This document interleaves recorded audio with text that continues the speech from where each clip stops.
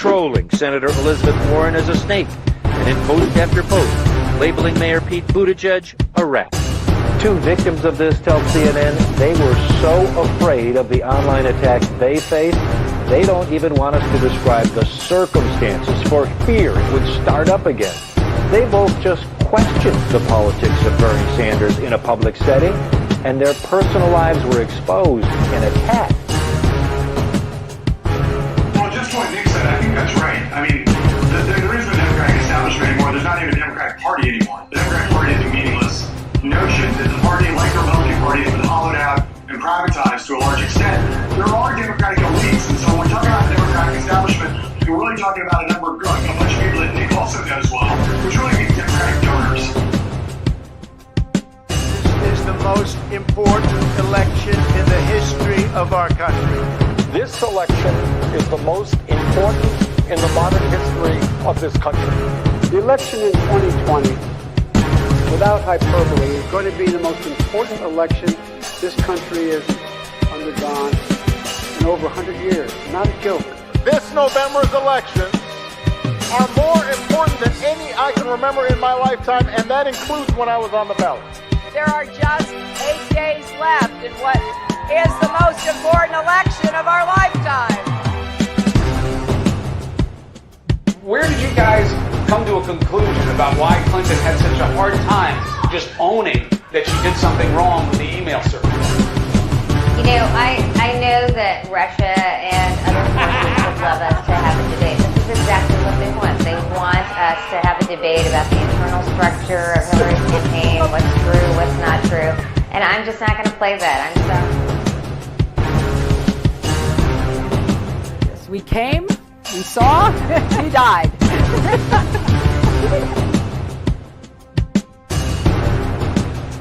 I was the CIA director. We lied, we cheated, we stole. It's like we had entire training courses.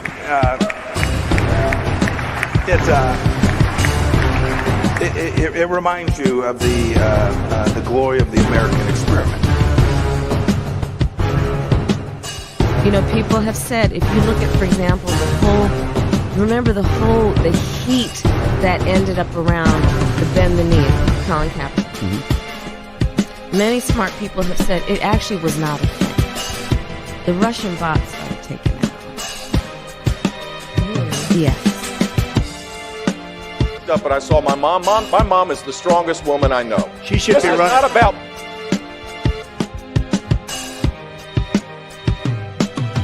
If you're like me, one of the millions suffering from pain caused by migraine, Nurtec ODT may help. It's the only medication that can treat a migraine when it strikes and prevent migraine attacks. Trump and the Republicans lose on Tuesday, and if they lose badly, it's not going to be because of the left, whatever that means. It's not because of the 50 Antifa black mask guys who roam around the United States breaking windows and committing mayhem, most of whom are probably paid police informers. Most of whom are probably paid police informers.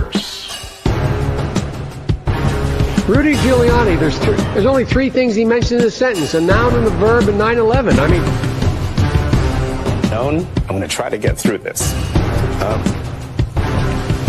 Thank you for what you did 3 years ago today. And I went to Wall Street in December of 2007, before the big crash that we had, and I basically said, cut it out. and now I want to hand it over to the president of Ukraine, who has as much courage as he has determination. Ladies and gentlemen, President Putin.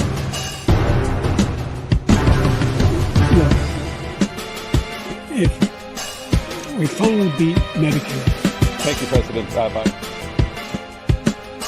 This version of Biden, intellectually, analytically, is the best Biden ever. He is sharp, intensely probing, and detail-oriented and focused. They're eating the dogs, the people that came in. They're eating the cats. They're eating the pets of the people that live there. And this is what's happening in our country. I can't do it. We'll do it live. Okay. We'll do it live. Fuck it. Do it live. I'll write it and we'll do it live. And thing sucks. In 5, 4, 3. Citizens of the internets, welcome to another exciting edition of the Politics Show. Yo, we here now. Stupid. Oh, I am so we're gonna get things going. Here. I have a lot of high quality content for you today. I say this every time I pop in, but it's just hard to keep up with everything that's going on because there's so many things happening and everything's moving so quickly. And I feel like from hour to hour, even these stories evolve and change. Like pieces I did last week on the Ukraine war are completely irrelevant at this point. So I have to look at this as almost like a snapshot of what's going on during the week. And at the end of this, actually, I'm going to go back. I'm going to take you back to a broadcast I did a year ago in 2024. And I think I like doing that. It's good to look back every once in a while. Just, you can't live in the past, obviously, but it's good to take a glance back in that direction and just kind of see where things were a year ago. Just as a point of reference, just to remember, as a reminder of how far we've come. So let's get things started today with an explanation of my thumbnail, which is a photograph of George Bush embracing Donald Trump, a very sensual kiss on the lips. And that's because I've watched the Trump administration over these last couple months basically devolve back into a, typical Republican neocon administration. Jimmy Dore says it best, no matter who you vote for, you get John McCain. And, I think the reason that Trump won this past election cycle is because he was not a neocon, or he at least said he was not. But apparently the hooks are just too deep. The neocon hooks and the neoliberal hooks are just too deep. So we basically have Donald Trump making out with George W. Bush. And that's a metaphor, of course, for politics and how incredibly fucking corrupt everything in our system is. So let's kick it off today with a story about the NBA and basketball. And I'm going to start by taking you all the way back to 2007. Let's go back to the year 2007. And in the year 2007, there was a podcast called Whistleblower. And this is a screenshot for you of the cover of that podcast. And right now, what I'm going to do for you is play you the trailer for that podcast. It's about 2 minutes. But keep in mind, this is from 2008.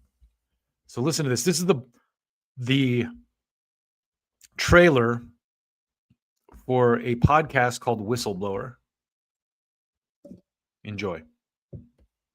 And on July 28, 2008, I was sentenced to federal prison for betting on games I refereed. In 2007, the NBA's worst nightmare came true. Tim Donaghy is a convicted felon. He's admitted that he's bet on games. I told that cheating ass ref that he was cheating, and I told him he's making it too obvious. Tim Donaghy, outside official, made the call late. There is clear evidence that, in fact, Donaghy was fixing the games. I'm a writer and a journalist, and in 2012, I wrote an article in defense of Tim Donaghy. The whole strategy of the NBA was Tim is a rogue referee who did bad. We think we have here a rogue, isolated criminal. It's the worst scandal ever. He had to be the scapegoat. rogue, isolated criminal. Looking back at that article, I see now what I could have never dreamed of seeing then. Namely, the stakes. The main money is the TV money. We're talking about billions and billions of dollars. This is big business. And the question is it being acted out fairly? I 100% believe that they can program the outcome of a game by who they select as the referee. Did you hear that? They can program the outcome of a game by who they select as the referee. All of our lives were in danger. We were worried about getting killed at one point. This isn't a story about one rogue ref. According to Tim Donaghy, it wasn't him that was fixing games. It was the NBA. You know, the NBA game is more of a form of entertainment. Once I got to understand that, I was better suited to be a ref in the NBA. Coming August 27th from Tenderfoot TV, this is Whistleblower. There are rumors that you had 2 NBA referees on your payroll fixing games, and that neither one of those referees was Tim Donaghy. Is that true? Correct. So that is just, that's a man who was arrested for this in 2008, which is almost 20 years ago now. So to bring you up to speed on what just happened, here's the latest story. What we learned from the indictments about the alleged gambling schemes involving NBA players and the mafia. So this is from CNN Sports. Rigged poker games, insider sports betting, and mafia ties. No, it's not a new Hollywood movie. These are elements of alleged illegal gambling schemes laid out in 2 indictments today following a years-long investigation. So this investigation started before Trump was president. Miami Heat guard Terry Rozier and the head coach of the Portland Trailblazers, Chauncey Billups, were arrested in connection to the probe. Their initial court hearings will happen later today. This isn't from today. This article was from October 23rd, so 2 days ago. Anyway, a third NBA figure, former player Damon Jones, is also being charged in the investigation, officials said. Here's what we know about the dual operations, one centered on an underground poker ring and the other on fixed sports betting on NBA games from officials and the indictments. Poker games. Top lines. The defendants, including members and associates of the Bonanno, Gambino, Genovese, New York crime families, are accused of using cheating technology to steal millions from victims during rigged poker games in Manhattan and other parts of the state. Who is involved? Organizers enlisted NBA figures, including Billups, to sit at the table and help make the games appear legitimate to victims, according to law enforcement. So is that what they arrested Billups for? Interesting. How it unfolded, the defendants used a shuffling machine to count the cards and predict who had the best hand. Prosecutors allege that information was then transmitted to someone sitting at the table who used signals to communicate with others in on the scheme. They also used decoy cell phones and marked cards that could only be seen with special glasses, the indictment says. Oh my God. If you don't think this kind of stuff is going on at like every casino, you're high. But let's keep going. The financial losses. It's estimated the victims lost more than $7 million in the game since 2019, according to the indictment. One particular victim losing $1.8 million in total, documents say. Additional allegations, the scheme went beyond just fixing poker games and involved violence, including robberies, the indictment says. The defendants are also accused of laundering money using shell companies and cryptocurrency, documents show. So on to the sports betting piece of this. Whoops. I went a little bit too far there. What happened? Defendants named in the indictments are accused of exploiting insider information to bet on NBA games. U.S. Attorney Joe Nocella said the nature of this information included things like when players would be sitting out and when they would pull themselves out of a game due to injury. He said how the scheme worked, the players' information would be passed along to other members of the scheme who would wager money. Documents say mostly on individual player performances and statistics. Nocella said it involved the performance of players on several teams, including the Charlotte Hornets, the Portland Trail Blazers and the Los Angeles Lakers. Injury reports. Injury reports to one. In one instance, the indictment details how Rozier allegedly faked an injury in 2023. I don't know if you saw this, but there's footage of that Rozier guy. I should have pulled it from Twitter, but throwing the ball, and literally it's like so obvious that he's intentionally trying to miss the target. Let me see if I can pull it up really quick, because I should have grabbed this as I was preparing for the show, but it's worth seeing just because when you see this, it's so obvious that this guy was throwing games and involved, it's pretty clear that he was involved in this kind of scam here. So check this out. This is actually a clip from one of the games where it looks like he's kind of basically working to lose on purpose. He drops the ball. These are just clips. This is actually got a highlight of him intentionally fucking up. See that? Look at that. That pass. You can see that he's like starts running before he even. If that was a mistake, watch what he does. Oops, okay, here I go.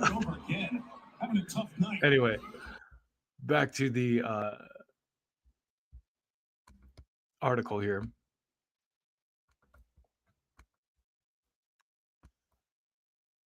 So he told another person involved that he was going to leave the game early, allowing members of the group to bet on the under of his statistics as outlined in the indictment. In another example, Jones is accused of leaking information about LeBron James' injury to bettors, according to court documents.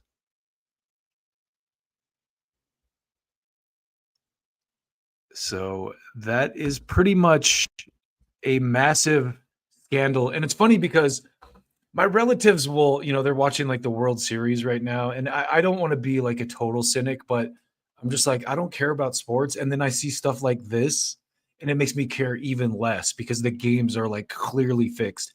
And if you listen, that Whistleblower show, by the way, the Whistleblower podcast here is worth checking out. And basically it's a little bit different. It's more about the refs in that case, but the entire story is about how the refs are working to shave points in games. And they go so deep as to kind of suggest that, and I've talked about this on this show before, they go so deep as to suggest that the NBA intentionally rigs these games because they want teams from certain markets to make it to the finals. To give you an example, you see like a team like the Pacers who won a couple years ago for the first time, but it's like typically a team like Oklahoma, for example, wouldn't make it to the finals because they want like a New York and Miami finals, or a New York and LA finals where you have these massive ad markets in these massive cities. So that was kind of the premise of the whistleblower thing. And this guy, of course, Donaghy, was indicted and I believe prosecuted. And, he alleges that there's a bunch of other stuff going on with that. Anyway, a whole mess there. Sports are pointless. And at least you look at, the WWE, for example, at least they're kind of like low key honest about the nature of what they're doing, right? It's like a sports soap opera. It's so obviously fake there. They can't even pretend not that the winner of that the winner isn't pre-decided, but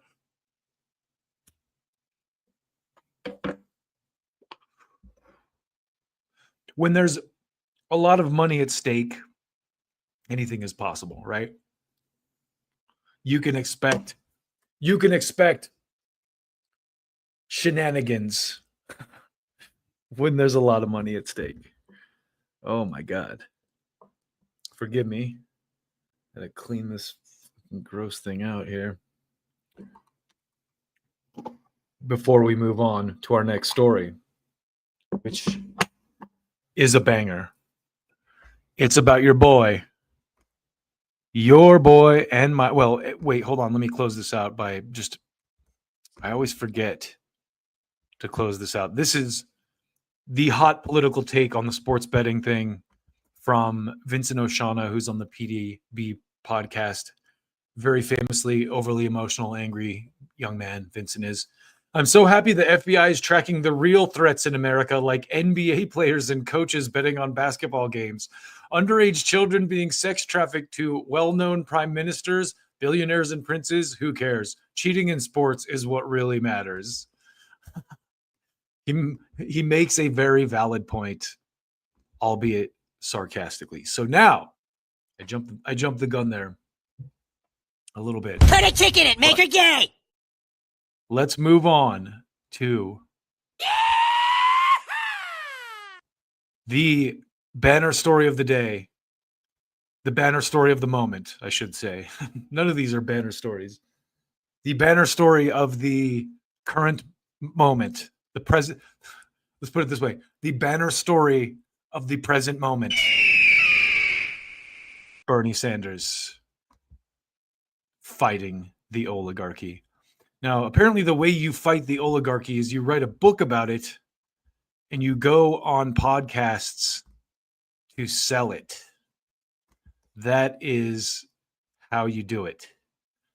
So Bernie is fighting the oligarchy, and in his quest to smite the oligarchy, Isn't it ironic? he was on Tim Dillon. And let's start with this clip of him talking about Trump on immigration. Now, okay, Bernie very famously was one of the Democrats who recognized the reality that illegal immigration is a good thing to oligarchs because they can then use that labor, and there's all kinds of benefits to that. You don't have to pay health insurance. It's much cheaper than paying an American. They can't unionize, or you can deport them. It's easy to hold the threat of deportation over their heads when they're illegal. So there's all kinds of benefits to that. And Bernie, of course, was one of the people on the left who recognized this as a Koch brothers thing very fairly. And so Tim Dillon kind of brings him around to that. And to Bernie's credit, he's pretty upfront about it, and he actually praises Trump on this. So let's listen. And deporting somebody who's there to watch his daughter graduate from college or high school, whatever it is inhumane. But I will point to an article from 2007 in the Wall Street Journal about the Krieger poultry processing plant in Georgia. And what it was after a raid, you had the owners of that company were forced to hire American workers. A lot of them were African-American workers, and then raise wages to around $7 to $9 per hour. And this was the direct result of not having a pool of undocumented labor. I think a lot of people. So I just want a quick sidebar here. I've talked a little bit about the H-1B visas thing, and one of my relatives mentioned this again. There's a lot of immigrants who are legal immigrants who are ported over here from other countries to work at universities and medical facilities because they're cheaper. And the H-1B thing, which just went through the Trump administration fix for that, where they made it $100K for you to file an H-1B visa, is going to help a lot with that. It's going to force those companies to, hire Americans for those roles. And I don't think it's racist by any stretch to prioritize Americans for those jobs. I mean, it's just not. It's like any country would prioritize its citizens over. That's not to say that immigrants aren't welcome and shouldn't be welcome within, reason. And when there's exceptional cases, of course, if you like I've said before, if you're going to get a rock star surgeon from India, $100K for the H-1B visa is worth the investment. But for the people that are taking advantage of this just to import cheap nurses from India or Korea or whatever, it's not. It's going to end. They're going to have to jack their rates up a little bit and actually hire Americans for those jobs, and that's a good thing. So anyway, back to Bernie. Don't like to see people zip tied in the middle of the street, but they do look at the Biden administration letting in 10 million people, and they're suffering, and their health care. So the point that Tim is making here is a good one. And I think all the Rogan sphere kind of comedian talkers have made it. And it's that, hey, look, we're for, strengthening immigration laws and enforcing immigration laws, but we're also not for like just randomly abducting people in the streets. Now, we can get into the veracity of a lot of these videos. I think a lot of these are staged. I think these are a lot of these are, I won't get into all that now. You can tell me I'm wrong if you want, but I'll tell you you're wrong. Point being is no one supports these inhumane, a guy who's lived here his entire life, who's at his daughter's graduation, as Tim saying, using that as an extreme example, being raided by ICE and taken away. No one's into that. However, there is validity to, enforcing these laws. Doesn't exist or is too expensive. And they're looking at all the people coming in and the justifications for that these are all jobs Americans won't do. The service industry, whether it's manufacturing or landscaping or whatever it is. These jobs, because this is what ever since I've grown up, we've always heard that. These are jobs Americans won't do. Mark Andreessen. I can't remember who made this point, but there was literally a TV show called like The Dirtiest Jobs or whatever. That's all kinds of like the most degrading, like disgusting jobs. People will do fucking whatever if you pay them well enough. People will do anything if you pay them right. Said recently that the only jobs that won't be replaced by AI are venture capital, which is his job. So my question is there a position that the Democratic Party can take that is obviously anti-people getting dragged out of their houses, but recognizes that citizenship should mean something, that we should have a border, and that, having laws that protect workers is important, and that people employing undocumented workers or illegal labor is driving down wages for Americans? You've asked a lot of very important questions, good questions. Let's start off with the basic. So long as we have nation states, right, which we have, you got to have borders, right? Right. If you don't have any borders, then you don't have a nation, right, in a sense. So Yeah, that's just common sense. It's funny, one of my relatives said something about like, I don't even believe in borders. And I'm like, oh, you'll believe in border if someone starts camping in your lawn. So if a homeless guy starts camping on your lawn, I bet you fucking believe in borders, my friend. Historically, the United States done well under Democrats and Republicans in protecting the border? The answer is no. Trump did a better job. I don't like Trump, but we should have a secure border. And it ain't that hard to do. Biden didn't do it. Those before him did not do it. We should have a secure border, period. I think.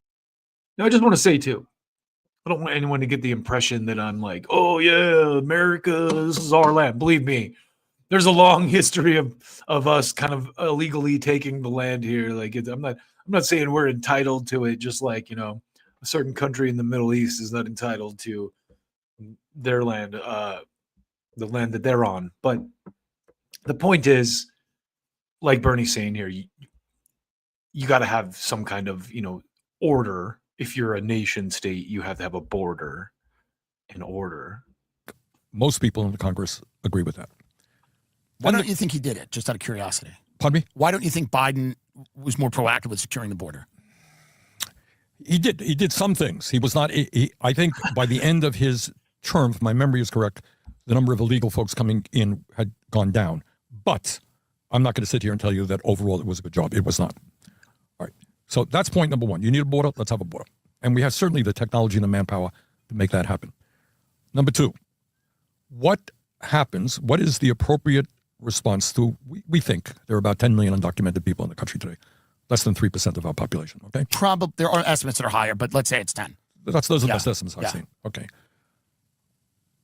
Why did let's be clear, those people act, my father came to this country from Poland, came in legally, they came in illegally, period. Okay, it was illegal. What are most of those people doing right now? Are they? Oh, working hard. None of those people should be faulted for coming here. Okay. It should be. Yeah, and let's remember, in most cases, the people that are coming here, it's due to shit that we're doing in their countries to fuck it up. So I don't think anyone in their right mind blames these immigrants for their migrant status or trying to find a better life for themselves. But the reality is, we have to prioritize our citizenry first. Like, I was thinking about this today, and it's like, it's already disgusting enough what happens with our tax dollars, but like we're investing our own money into this project with the idea that we're going to get some kind of a return, be that Social Security and retirement or what have you. So it is kind of unfair for us to have like spent our lifetimes investing into this infrastructure and this kind of like life for ourselves, and then just for them to just give it away to other people. Now, again, we're responsible in a lot of cases for that. And I wouldn't argue, oh, just eject people that have been here for years illegally. That's not the correct way. I don't think anyone with any sense believes that to begin with. But anyway, let me let Bernie finish here. We should start faulting people like Steve Wynn, who run a $1 billion hotel on and exploit them, right? On illegal labor. And why aren't we enforcing E-Verify? Good. Yeah. Good. All right. Yeah. All right. Anyway, so you got these folks who came to this country the same reason my dad came to this country. He grew up poor in Poland, came for a better life, and that's why they dragged their kids, from Mexico, Guatemala, thousands of miles. They have a better life. They escape the violence and the poverty that they're in. They're here now. The truth of the matter is, and one of the things that I really, really dislike about Trump, and what demagogues always do, is this country, as we've discussed, has enormous problems.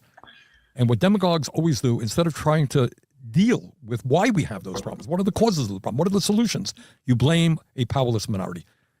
Okay, now I'm going to go ahead and disagree with Bernie a little bit there, because all Trump and his, kind of talking points on this war really is like, let's enforce the laws. I don't think that there's an argument to be made that Barack Obama, the quote unquote deporter in chief, did a lot more to make the lives of immigrants difficult than Donald Trump did, if you look at, the hard numbers.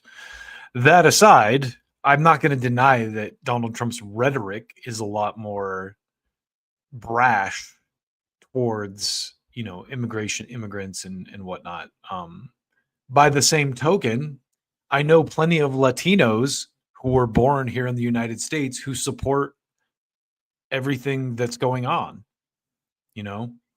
I know plenty of, one of my best friends, it's so funny, like my perspective on electoral politics, or like the duopoly, is so funny, because one of my best friends for the last 20 years is an Asian Korean Jew who's a Pat Buchanan conservative, and he's one of my best friends and has been for a long time. The guy is literally like, his dad is a Russian Jew, his mother is Korean, so he's mixed ethnicity, full-blood American, but very right-leaning, very pro-Trump from the beginning, always would like send me Pat Buchanan articles and all that kind of stuff. So long story short, an Asian man, who's an American, but a man of Asian descent, is like way more to the right even of me on this stuff. So that's my kind of perspective here. But to keep going down this path, I think that clip is where, after that is where Bernie kind of pretty much loses me. And I'm going to show you why right now, because he kind of proves that he is nothing but a stock Democrat. Despite the independent next to his name, he's a Democrat. And listen, Tim gets after him on the Ukraine war. You see right now that this is the biggest tension point in both the Republican and Democratic Party when it pertains to young voters. Young people who can't afford a house, are living in a country where they are graduating college and the job market is tough, don't understand why billions and billions of dollars are going to Israel. And by the way, they're also understanding we're now year 3 or 4 of this Ukraine conflict with Putin. And I think a lot of them are struggling to understand why billions and billions of dollars are going to the Ukraine, and why Trump is now telling Zelensky, go win all your territory back, instead of trying to force some type of peace. I don't see the two issues as comparable. I think, as I said, Israel had a right to... I mean, they're both... That's a problem. He doesn't see those two issues as the same thing. These foreign wars that we're just dumping money into. Well, because with Putin... Foreign conflicts that younger people are wondering why their money is going to negotiate a land dispute in northern Ukraine. I don't call it a land dispute. I think it's eventually will end up being some type of exchange of territory.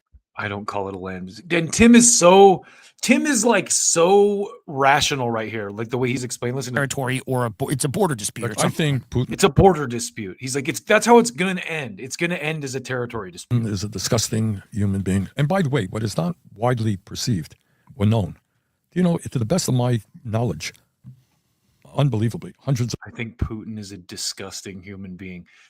This is the thing that it makes it so hard to take the Democrats seriously, because who fucking cares if you think Putin is a disgusting human being?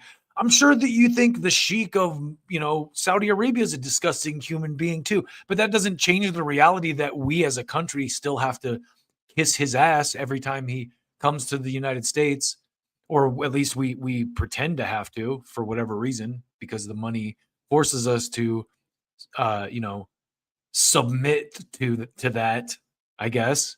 But with Russia, for some reason, Putin is this like, third rail, terrible person. And it's just so pathetically transparent. This like Cold War era fucking, boomer view of Russia, as if like it's as if it's still the USSR, the Socialist Republic of, Soviet, there's like a whole world of history between World War II and now that they want to pretend doesn't exist, basically. And it's sad. Listen to Bernie weasel his way through this. Thousands of young Russians have died in that war. Well, so many people have died, and that's why a lot of Americans don't want to be part of it. We don't want our money going to increase the likelihood that more people are going to die.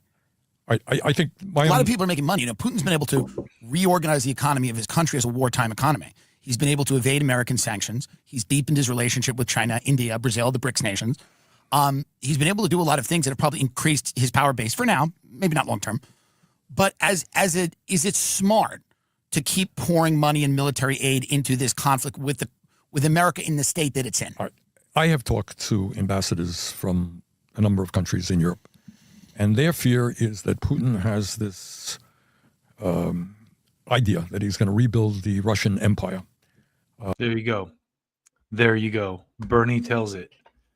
I have talked to a number of ambassadors in Europe, and their fear is, so that's it right there. It's NATO and the Europeans that are driving this. They've bullied Trump into continuing this war.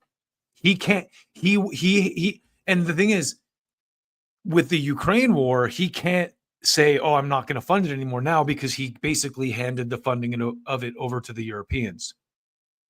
But it's such a gravy train for these people that they don't want it to end.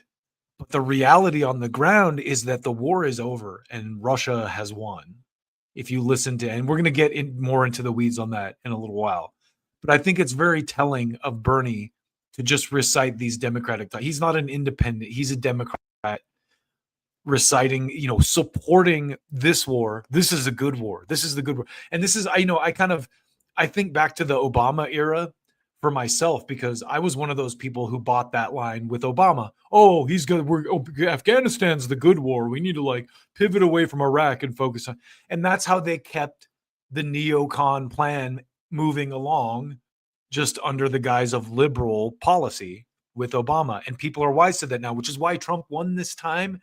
But like Jimmy said, you get John McCain every time. You get Donald J. Biden as president. And you get Bernie W. Bush here. And continue to advance. And if he is not stopped at the Ukraine, other Eastern Europe countries will be next. I think NATO will be involved. So they have a neat little shell game here going on too, in that there's no video or speech of Putin saying, hey, I'm going to take over Europe whatsoever. And if you show footage of Putin saying anything else, that's Russian propaganda. So it's a nifty little shell game they have to keep their endless war going.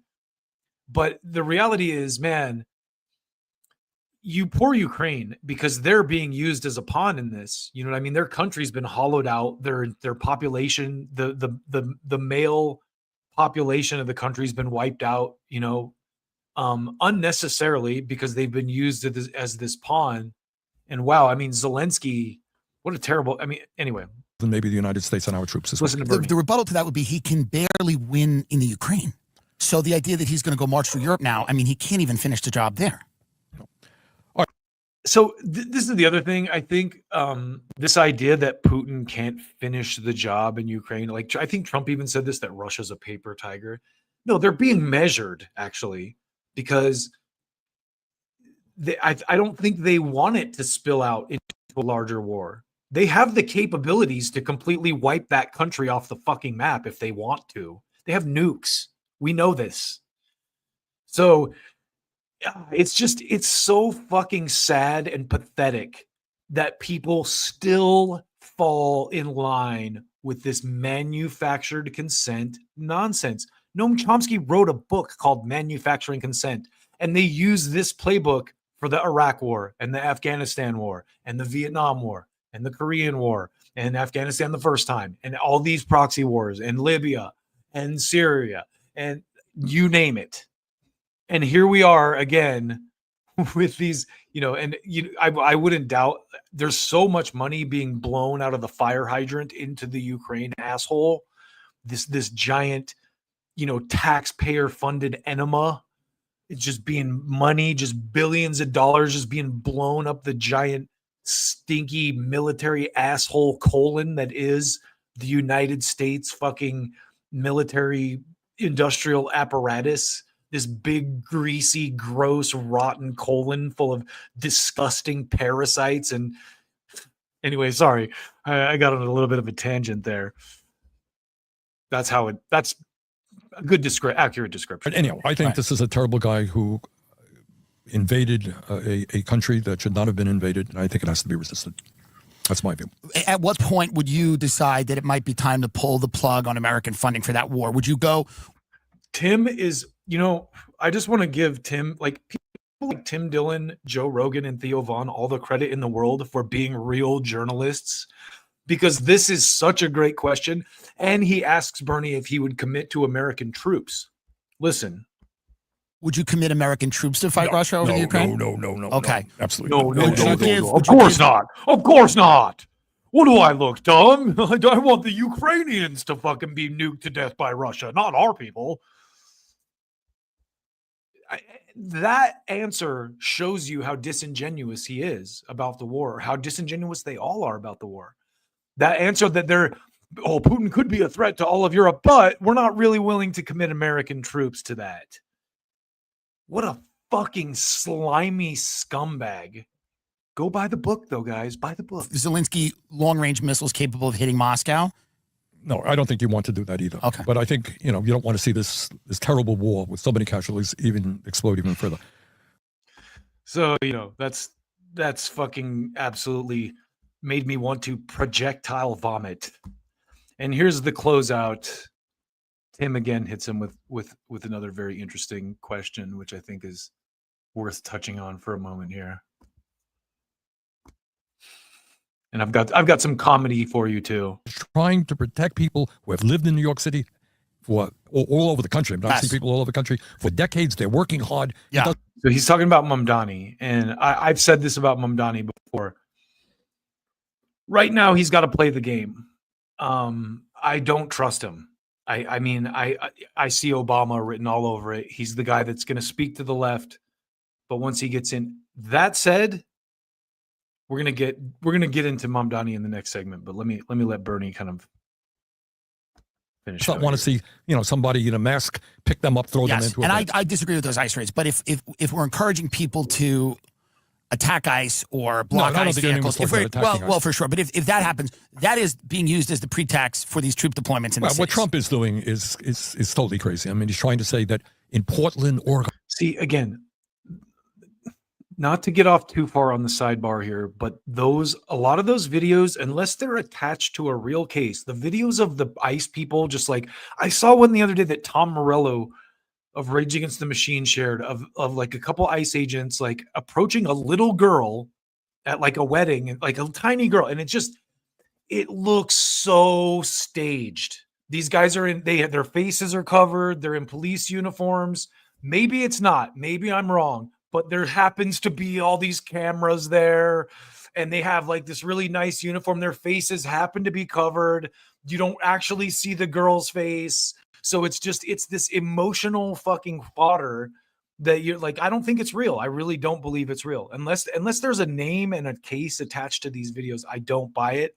And to Tim's point, I think that kind of emotional manipulation is being used to get people to fight back against enforcing immigration laws because oligarchs want to keep fucking using slave labor to run their factories. And they are trying to Forgive me for being such an optimist, though. overthrow the United States government. No, I understand. Really? I understand that that's insane. But I do think that Zoran, if he goes to war with Trump on enforcing federal immigration law, will make New York a pretty crazy place to live. Look, I think his focus and the reason, I think, honestly, he's run a brilliant campaign. Yeah. He's a very, very intelligent guy. I think he's focusing on how you can govern in a very difficult circumstance. I think the focus on affordability, how you control housing prices in the city, how you make childcare available to more and more people. You know, do you worry that he'll move to the center? There was there's reported he had a meeting with David Axelrod and the Obama people and stuff like that. He talks to a lot of people, and I think that's a good thing. No, I got to tell you, I'm a fan of his. You're a fan. So I do want to say in that too. It's like Trump said, I'm gonna play a Trump. You have to get elected also, and because that has to do with other things. You got to get elected. So with Zoran kind of playing nice with the Democrats, like the Axelrods and the stuff like that, it's kind of like, okay, I'll give him, I've said this before, I don't trust the guy. I don't trust it. But also the fact that you have a person like that saying the things that he's saying, and I have a great clip of him in just a minute that we're going to talk about. But the more I hear the guy talk, the more I really like the guy, I have to admit. And you're going to see why in a minute. But listen, I've been really impressed. This is a guy. What if he's toasting Jamie Dimon in 2 years? What if he's in a ballroom? I don't think that's going to Well, this is what happens sometimes. Yeah. And then this somebody's in a ballroom with Jamie Dimon and Zoran going, Jamie, when I got here, I was a skeptic, but you're my best friend. And then they're on a yacht, and it's going all over New York. Between you and me, I do not think that's going to happen. I don't think Alexandra and I will be in New York City next week. Is she running for president? How about a unity ticket? That's too... So... They've gotten shit on this oligarchy tour for flying on private jets and staying at like top tier hotels. But no, we wouldn't do that. Marjorie and Cortez. What about that? Marjorie Taylor Greene and AOC. You came up with that idea. It's actually my idea. It's not a bad idea. All right.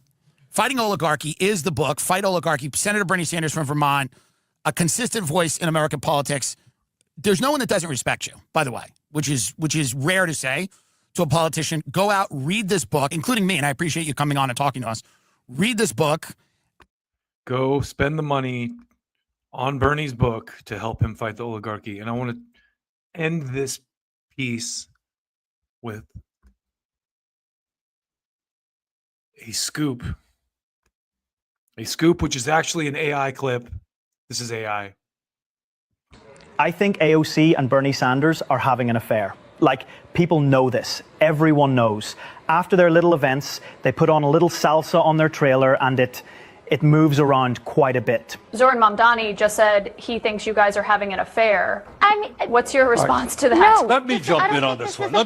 This is what we're talking about. So what if we like to put on a little salsa and get naked in our trailer? This is a big booty Latina. I'm not going to pass on a big booty Latina. What if Trump deports her tomorrow and all I have left is my ugly ass wife with no booty?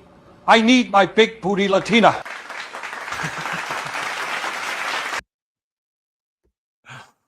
You gotta love AI. You gotta love it. What I took away from that again is Bernie is a fake still, and I have lost most of the respect I had for the guy. Just terrible. But I guess credit to him for going on Tim Dillon's show and answering some questions point blank, because Tim did ask him some tough questions.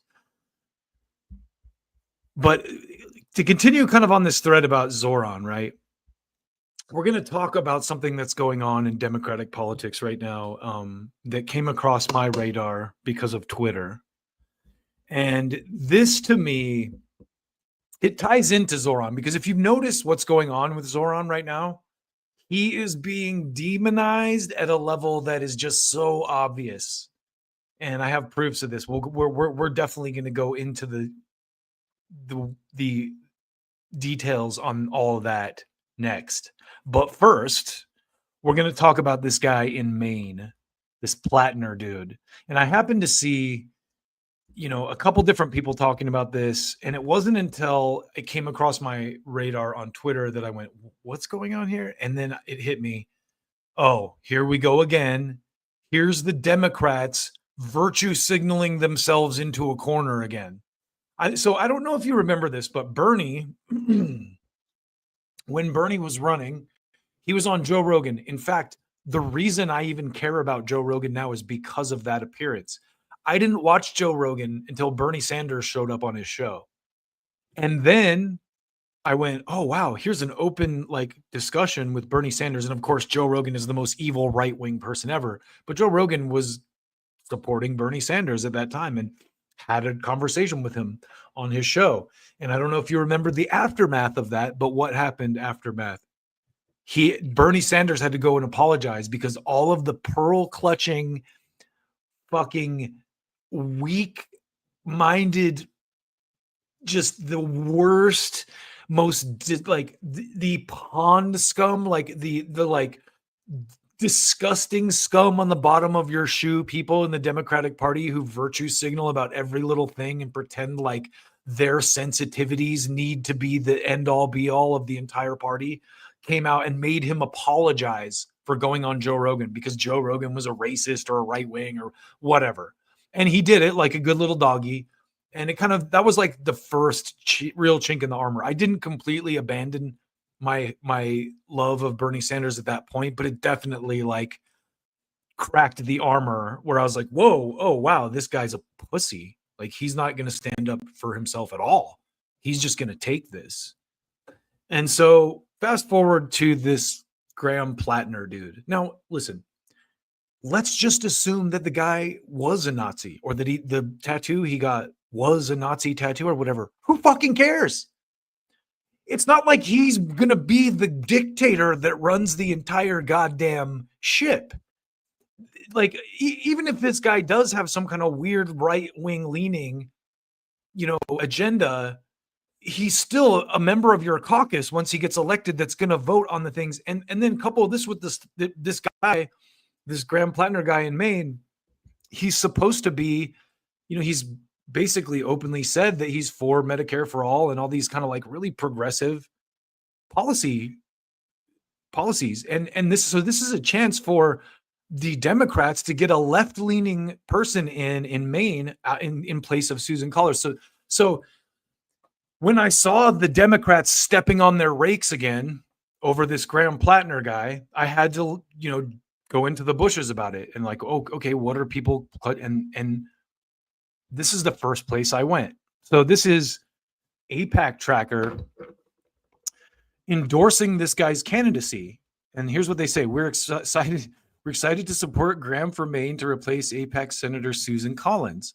Graham Platner is courageously calling out genocide in Gaza and has taken a principled stand by rejecting support from AIPAC and the rest of the pro-genocide Israel lobby. This is the moral clarity and integrity we desperately need in the Senate. Mainers deserve a senator who will fight for their health care, their economic security, and their futures, not for the interests of a foreign government. Join us in supporting a leader who puts Mainers and American value first. So this is from the date on this tweet was August 26th of 2025. So a couple months ago. And so AIPAC Tracker came out and supported this guy. Because he doesn't take money from the Israel lobby. And he, is a left-leaning guy.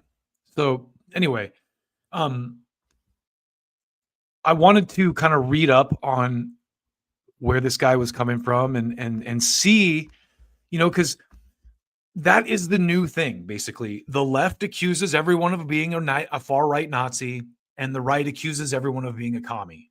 And it's just like, you know, when that argument comes out, you're dealing with the dumbest fucking people in the debate. You're dealing with these folks. Ain't that America for you and me? Ain't that America? So I had to research a little bit on Graham Platner. So, you know, where do you go when you want to know what Democrats, you know, shit libs, brunch libs, you know, stock and trade Democrats are thinking? You go to the source for Democrat thought, you know, processes, whatever, however you want to say it. MSNBC. That's where liberal thoughts are manufactured. The place where liberal thoughts are manufactured and distributed. So the first headline, of course, that I saw, in addition to, you know, several other amazing MSNBC fodder lines, was this one: Democrats just learned a hard lesson from Graham Platner. So let's read this article real quick and just get into the weeds here. Progressives search for a fresh face hits its first hiccup. And I think this article is actually pretty good. So Eugene Daniels, props to you, Eugene. You do a pretty good job with this article. Let's blaze through it here. When it came time to recruit candidates for next year's midterm, some Democrats had a goal of finding political newcomers who don't talk like Beltway insiders and are ready to fight back against the Trump administration.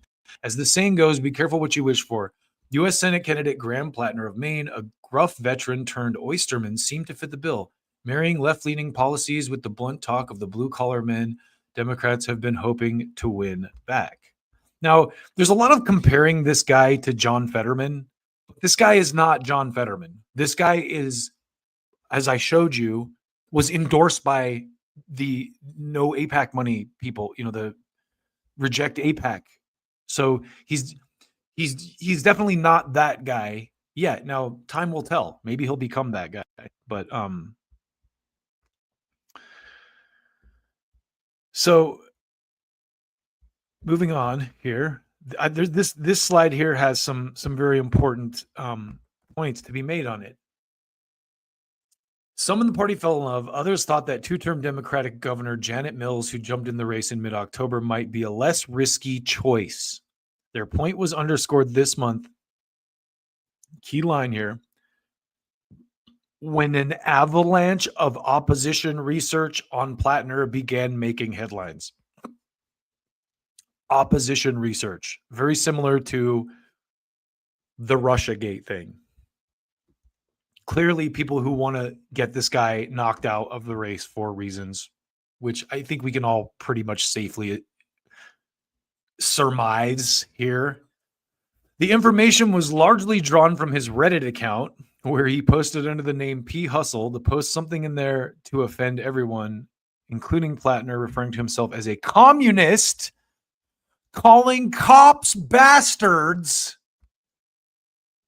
making insensitive marks about a sexual assault, and arguing that black customers don't tip. So under a fake, you know, not fake, but under a basically anonymous handle, he made some racist jokes like everyone does. He said some shit that was offensive about sexual assault, like a lot of people do, like these Republicans that just got busted saying they like, oh, I love Hitler, or whatever the fuck they said in their secret chat. And this is opposition research, which makes you the first question I had when I saw this article was, okay, who's releasing this information? Who from Reddit? Who runs Reddit, and who's the person from Reddit that dumped this information out to the public? Then came the centerpiece, the revelation that Platner had a tattoo that resembled a symbol associated with Nazis. He's since had it covered up and has said that he did not realize the supposed Nazi connection when he got it. So this all just reeks of smear campaign. And unfortunately, a lot of the lefty people on the internet bought it. they instantly jump to, okay, this guy is a terrible person who is probably a Nazi because all the fucking media sources who told me the same shit about, Trump was a secret Russian spy and, get 12 boosters, you're going to kill you and me. All of a sudden, these guys are all jumping on the train with this Platner guy. These are clearly manufactured smears. So this is how I kind of came into this debate about this guy.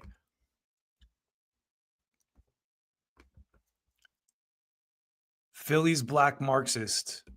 This is a tweet I saw this morning. Black and brown people, or black and brown leftists watching electoral socialists defend a mercenary war criminal with a Nazi tattoo because universal health care. So again, this is the kind of dumb fucking pearl clutching, unnecessary racializing of issues that the left shoots themselves in the foot with every fucking time. And I honestly believe that people like this are ops, that they're put there to create this kind of like, oh, we can't have this guy. So, and again, how I started this piece by showing you this guy was rejected AIPAC money and is a kind of like one of those people who was right out the gate going to be on the Zionists' radar and is looking like he might win. And so why I just don't get how, otherwise intelligent people can let this kind of dumb shit creep into their psyche without questioning it. It's just so stupid. And it's clear. So this is what I said right here. I tried to remind this person what happened during the Bernie movement. Normal people, so this is my response.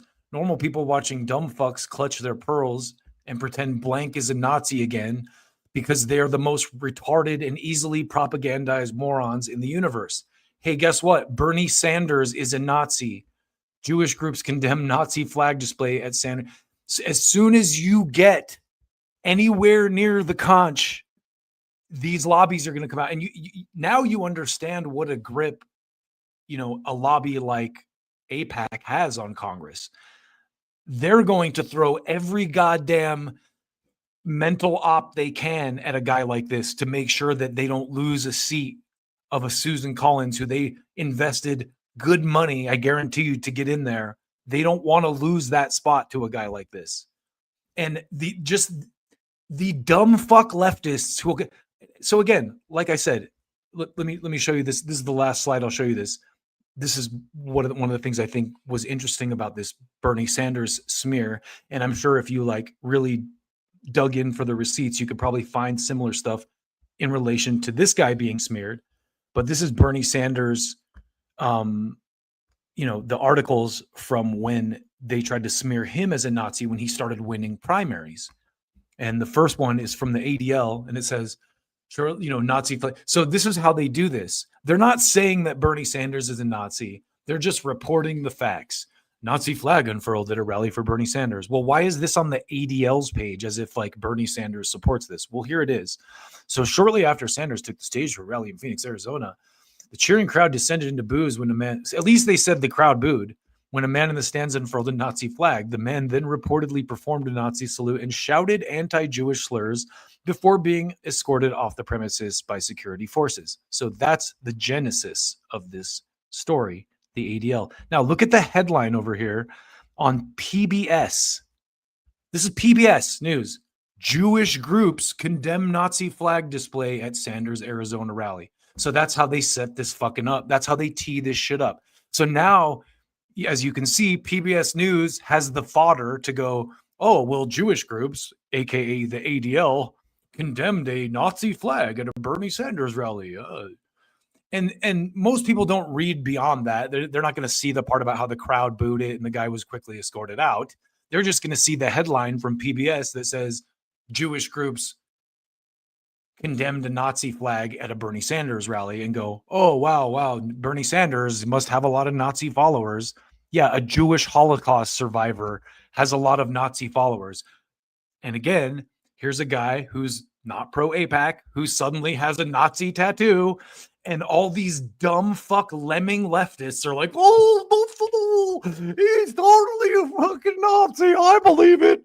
I definitely buy it. It's gotta be true because MSNBC and like all these, fucking liberal outlets are saying it. So I totally believe it now. It's very sad, but it's something that I wanted to point out with and grapple with, because this is why the left wields zero electoral power, because they let they step on these rakes. This is a fucking gigantic rake step.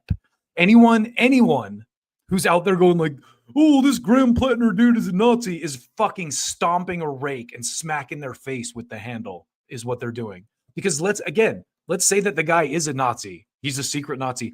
What do you think he's going to do? One guy in Congress? Like, okay, he's a Nazi, but he's for healthcare and he's for all this stuff. So if he doesn't vote on those things, he'll get voted out next time. But who gives a shit if he's a secret racist? If he's one of those people who... I've never met anyone who's racist who is a secret about it, by the way. But anyway, the point of this, one more time, is that don't be one of these people. Ain't that America for you and me? Ain't that America? Jesus Christ. Let's talk about Zoran, your boy. It really frustrates me. Hold on a sec. I'm going to remove this because it kind of frustrates me that I put all these really cool effects in my PowerPoint here, and they did not show up. And the reason for that is because I just uploaded the goddamn PowerPoint as is, and StreamYard does not carry over the effects if you do it that way. So what I'm going to do right now is export the goddamn thing as a PDF and re-upload it for you so you get to see all my cool effects, because they're fucking rad. And I put a lot of work into this show today. I'm just kidding. I mean, I did put a decent amount of work into it, but also, I'm ranting because I'm trying to kill time while I export and upload this new file for you. Where's my folder? Come on. There we go. Here it is. Okay, so now you're going to be able to appreciate my Zoran Mamdani slide a little bit more because of the incredibly awesome effects that I was able to add to it.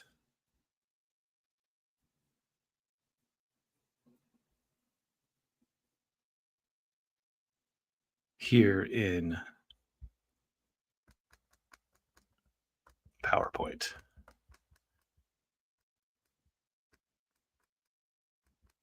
By the way, I also spared you a few pages of that MSNBC article, so you're welcome for that. So here's how the slide of Mamdani was supposed to look, but this damn PowerPoint didn't export my effects. Okay, so this is a great story that I got for you, because the more that I listen to this guy talk, the more that I like this guy. And it's very clear that there's a bunch of dumb propaganda being spread about the guy to make him seem like more of a demon than he is. Like, oh, he wants to have price-controlled government grocery stores. Okay, people are like, oh, if you do that, that's communism. I'm going to cry. Let him have a fucking government grocery store. What does that hurt you? He didn't say he's going to end regular grocery stores. And if it's shitty, then it'll lose money and it'll get shut down. If it's not shitty, it'll compete with other grocery stores and force them to lower their prices. So there's also that side of it. Anyway, people in America have this assumption that they know things that they don't, because people have just said bullshit all their lives. Like, oh, it'll trickle down. If you just give people tax cuts at the top, it'll trickle down. That's why we have the greatest economy in the history of the world today, because we've been doing that for the last 50 years. And look how happy everyone is. Fucking idiots. Anyhow, Zoran here, like I said, is being scaremongered about quite heavily these days. And to the point where there are people bringing back just really dumb neocon era smears that, you know, it's like the racist Muslim shit being relived. But I thought this was a great way to start this off here, because, you know, this is the level of stupidity you're dealing with, you know. And so this guy's clearly joking, but if you listen to someone like Andrew Cuomo or Bill Maher, for example, that's the level of stupid that they're getting. Like they would share this like it was actually legit. Oh, look, he's a secret Nazi. I wonder what Douglas Murray You're has an to say about anti-Semite. it. So here is just how bad this has gotten. You have kind of an alliance now between these stock and trade Democrats. And man, Eric Adams is one of the dumbest people alive. Just listening to this guy talk, I think I lose brain cells every time I hear him. But check this out. This is oh, did I lose that?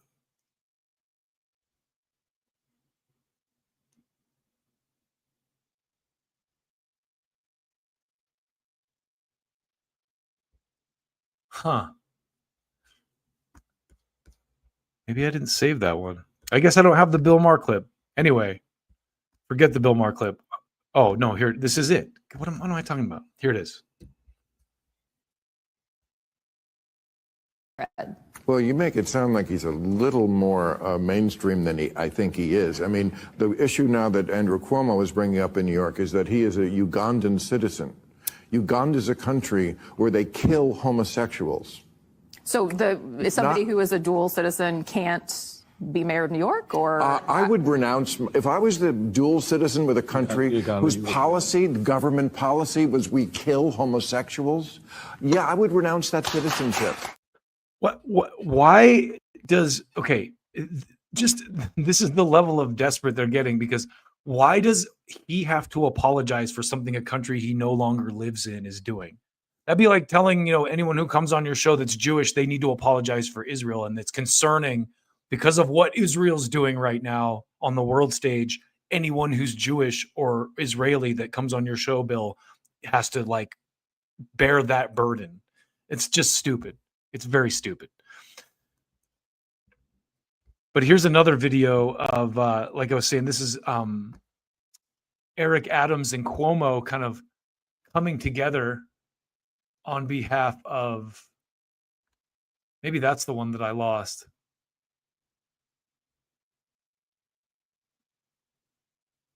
Yeah, I think the Cuomo one is the one I might have lost here.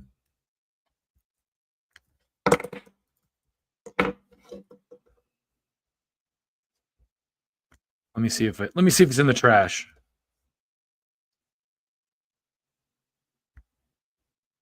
All right, forget it. Anyway, you've probably seen it. Moving on.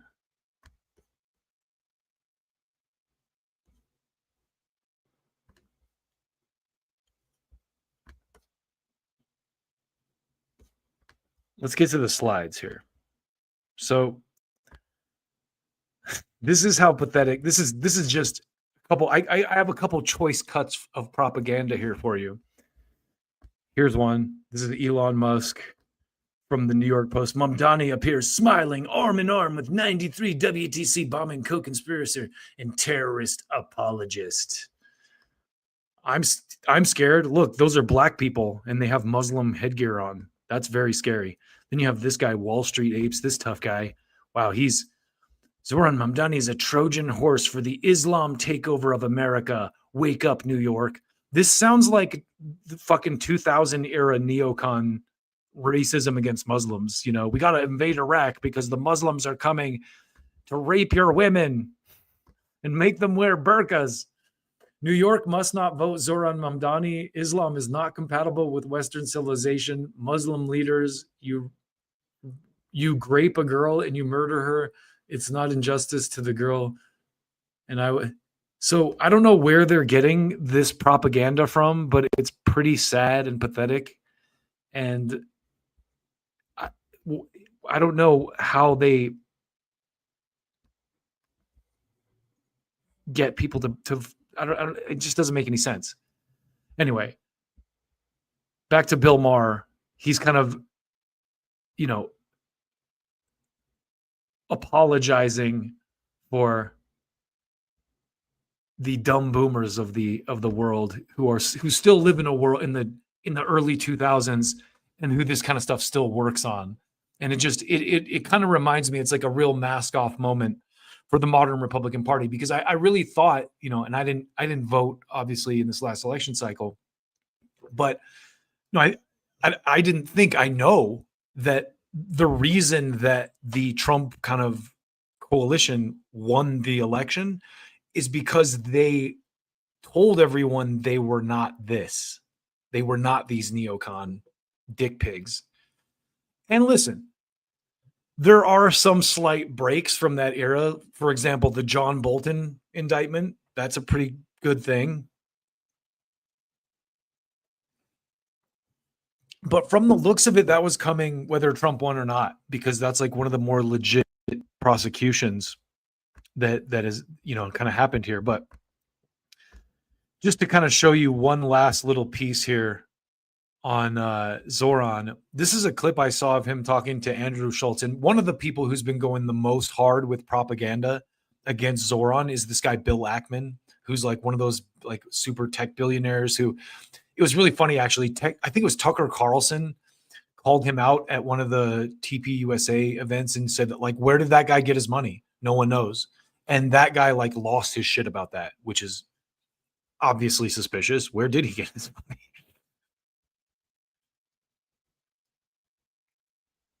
So check this out. This is actually really good.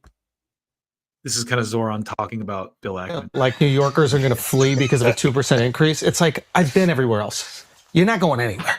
Bill Ackman's not going nowhere. He's going to be in the Hamptons all fucking There's only summer. one place to write those tweets. That's it. New York City. Exactly. Every character you want. Your AC goes out in July in Miami. You sweating writing tweets? There's no way. He's spending more money against me than I would even tax him. Every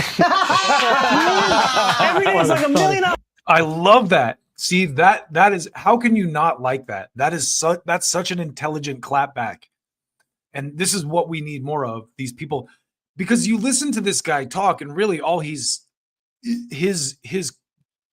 cardinal sin is offering working class voters something, a change in policy that will make their lives better. And that has just been off the table for so long in the Citizens United era. And, you look at like the Bernie movement, the Ron Paul movement, all these movements that came up, even Trump to some degree had a lot of, small dollar donors, just a large amount of them. And in the era of the internet, that is a possibility. If you speak to the population well enough, you can get enough of those small dollar donations that make you a threat to these billionaires.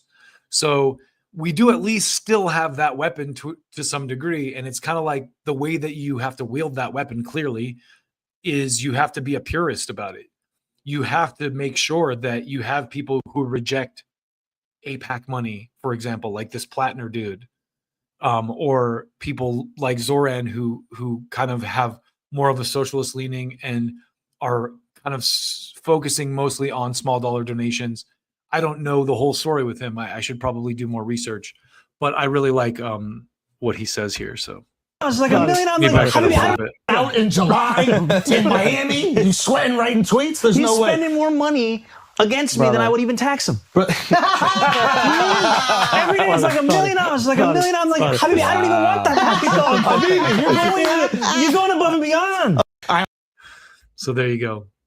And smart move on his part, obviously seeing, how Trump and Vance kind of won the last, going on Schultz's show. Hopefully he pops up on Rogan or Tim Dillon, even one of those shows.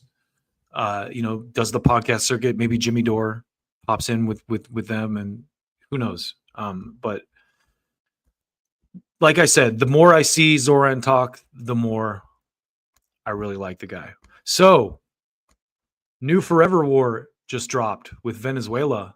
You in, guys? Yeah. New Forever War is here.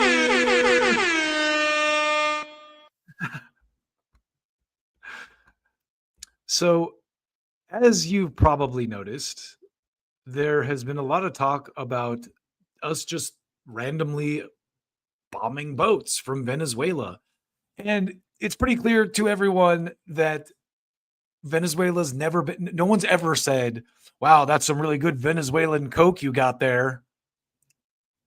It's never happened. So it's pretty clear that Narco Rubio, little Marco, is manufacturing some shit just like they did the last time that they were in, with that Juan Guaido guy, the fucking fake Latino Obama. So the thing that's the most disturbing about this is that, I look at people like Marjorie Taylor Greene, Thomas Massey, for example, and I really like their authenticity. It seems like, I might not agree with them on everything. They might be a little too libertarian leaning for me, but MTG, for example, has been making the rounds and she's been on Young Turks and Tim Dillon and a bunch of these shows. And she's got a lot of, working class gusto going for her. So that's why it was disappointing to me when I saw this. And I'm going to explain to you why. I'm not just going to attack her. I'm going to show you this, and I'm going to explain to you why this disappointed me. Check this out. President, if you are declaring war against these cartels and Congress is likely to approve of that process, why not just ask for a declaration of war? Well, I don't think we're going to necessarily ask for a declaration of war. I think we're just going to kill people that are bringing drugs into our country. Okay? We're going to kill them. They're going to be like dead. Okay? Okay. Tough guy. That's real tough guy shit right there. But what's disappointing is Marjorie Taylor Greene, who's been pretty good about consistently opposing forever wars, and even Tulsi Gabbard, who I didn't really put together some shit on, seem to be for this nonsense. And it is nonsense. They just want the oil, clearly. And I'm going to show you the receipts here. So let's start with this. Here's the Wikipedia entry on fentanyl, because I wanted to go all the way down to the dirty nitty gritty on this one. Fentanyl was first synthesized by Paul Janssen in 1959. Who is Paul Janssen? He's the guy from Janssen Pharmaceuticals. Paul Janssen was the founder of Janssen Pharmaceuticals, which is a, big pharmaceutical company legend. And I'm not saying that this guy was necessarily a bad dude either, but this is where fentanyl came from. It's an American product. It was approved for medical use in the United States in 1968. In 2015, 1,600 kilograms were used in healthcare globally. As of 2017, fentanyl was most widely used synthetic opioid in medicine. In 2019, it was the 278th most commonly prescribed medication in the United States, with more than 1 million prescriptions. It is on the World Health Organization's list of essential medicines. Bet you didn't know that, did you? That fentanyl is on the WHO's list of essential medicines. And now I'm going to show you this. This is an unclassified DEA report about the flow of fentanyl to the United States. And this is from 2020. So it's not that old. I can't imagine that the dynamics have changed that much. And, maybe I'm wrong about that. Maybe I am wrong. But I highly doubt it. So let's just look at this briefly. I don't want to get too excited here about this, but can we zoom in a little bit? Oh. Yeah, I guess we can't really zoom in too much on that. But you can kind of see, we'll go through the through it just a little bit. So this is the report, so to speak, and it kind of shows I know that it's not as large as I would like it to be, but I think it's big enough for you to see that Venezuela is not mentioned on it anywhere. So just to kind of there's no way for me to zoom in on StreamYard here, but you can kind of see the flow comes mostly from China, the United States, Canada, and Mexico. And what happens is, so if you read this little key down here, it says fentanyl's powder in powder form is unregistered pill presses, stamps, and dyes are shipped via mail services.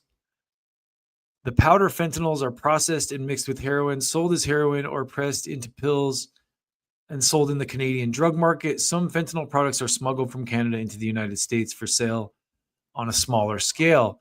The powder fentanyls are processed and mixed with heroin, sold as heroin. So these are all the different numbers. So the red numbers down here say precursors for manufacturing fentanyl are shipped via mail services.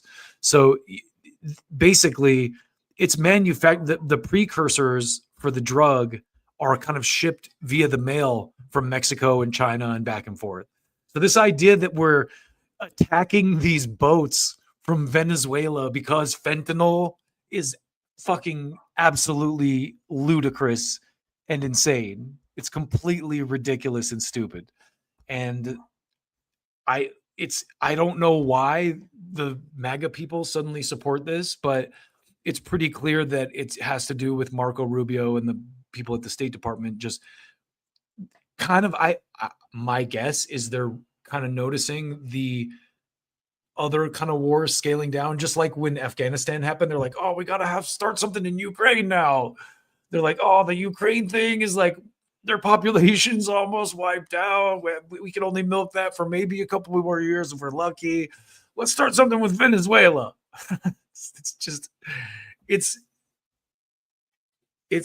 It would be funny if it wasn't so disgusting and sad. And I think was General Wesley Clark who was like talking about the military industrial complex when he said something about, if all you have is a hammer, every problem looks like a nail. Where it's kind of like we have this like bloated, just drunken dinosaur of a military industrial complex. It's like, gotta fight over here. So many jobs holding me up. This like lumbering beast of a disgusting industry. And with that, let's talk about the Ukraine and how Donald Trump, our president, is being bullied by NATO. So this is one of those things where, Trump had a lot to say about this, and I had high hopes based on what he said, because he's very braggadocious. And, I wasn't the person who believed him word for word, but based on his kind of, confidence about this, I had a pretty, it kind of gave me confidence that he might actually solve the problem. And just to give you a reminder of what that confidence looked like, watch this.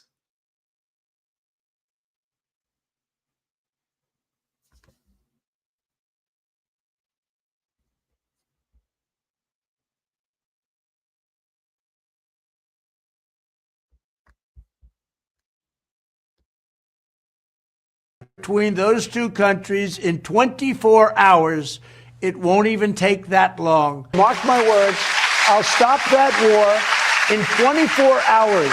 I will have the horrible war between Russia and Ukraine totally settled. I'll have it done in 24 hours. I would have a deal done in 24 hours from the time we started.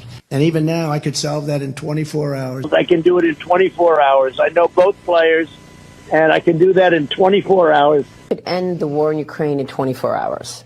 Yes, I could. How would you do that? I know Zelensky very well. Before I even arrive at the Oval Office, I will have the disastrous war between Russia and Ukraine settled. It will be settled quickly. I will get the problem solved, and I will get it solved in rapid order, and it will take me no longer than one day. I know exactly what to say to each of them. I got along very well with them.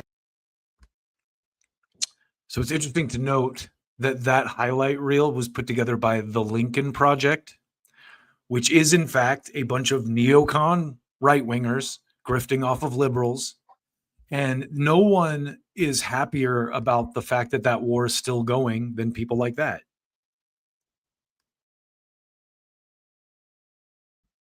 The neocon grifters at the Lincoln Project.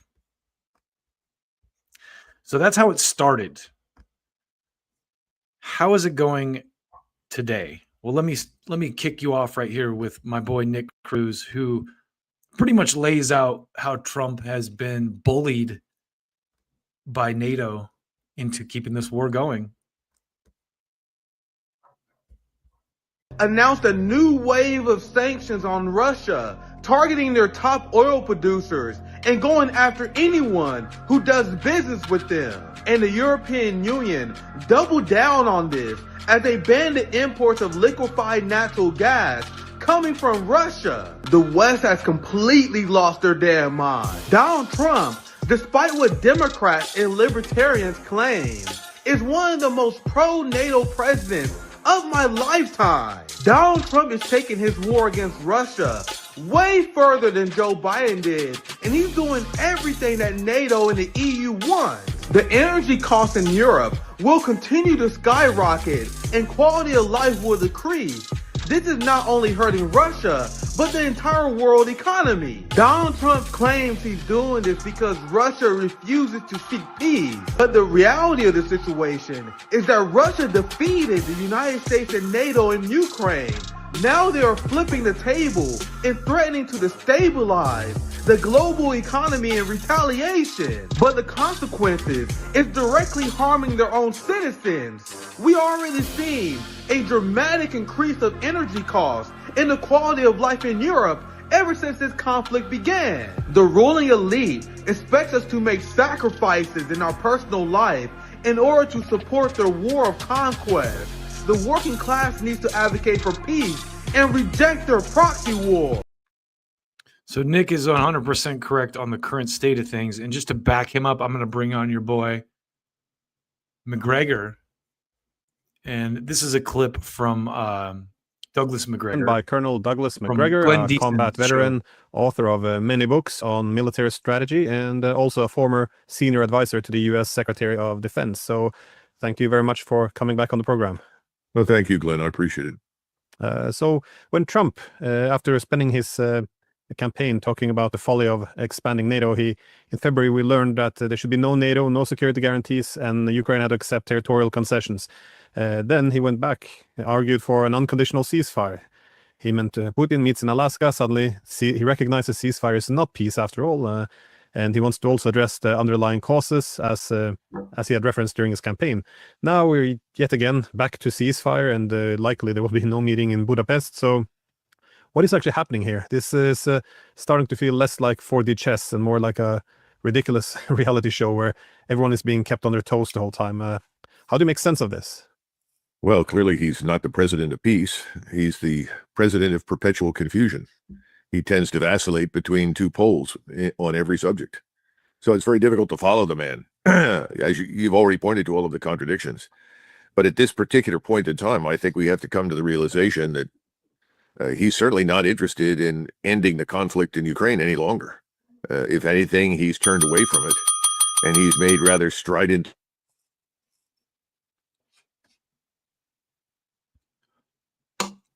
We lost McGregor for a second there. We know that a ceasefire is just that, a ceasefire. It's temporary.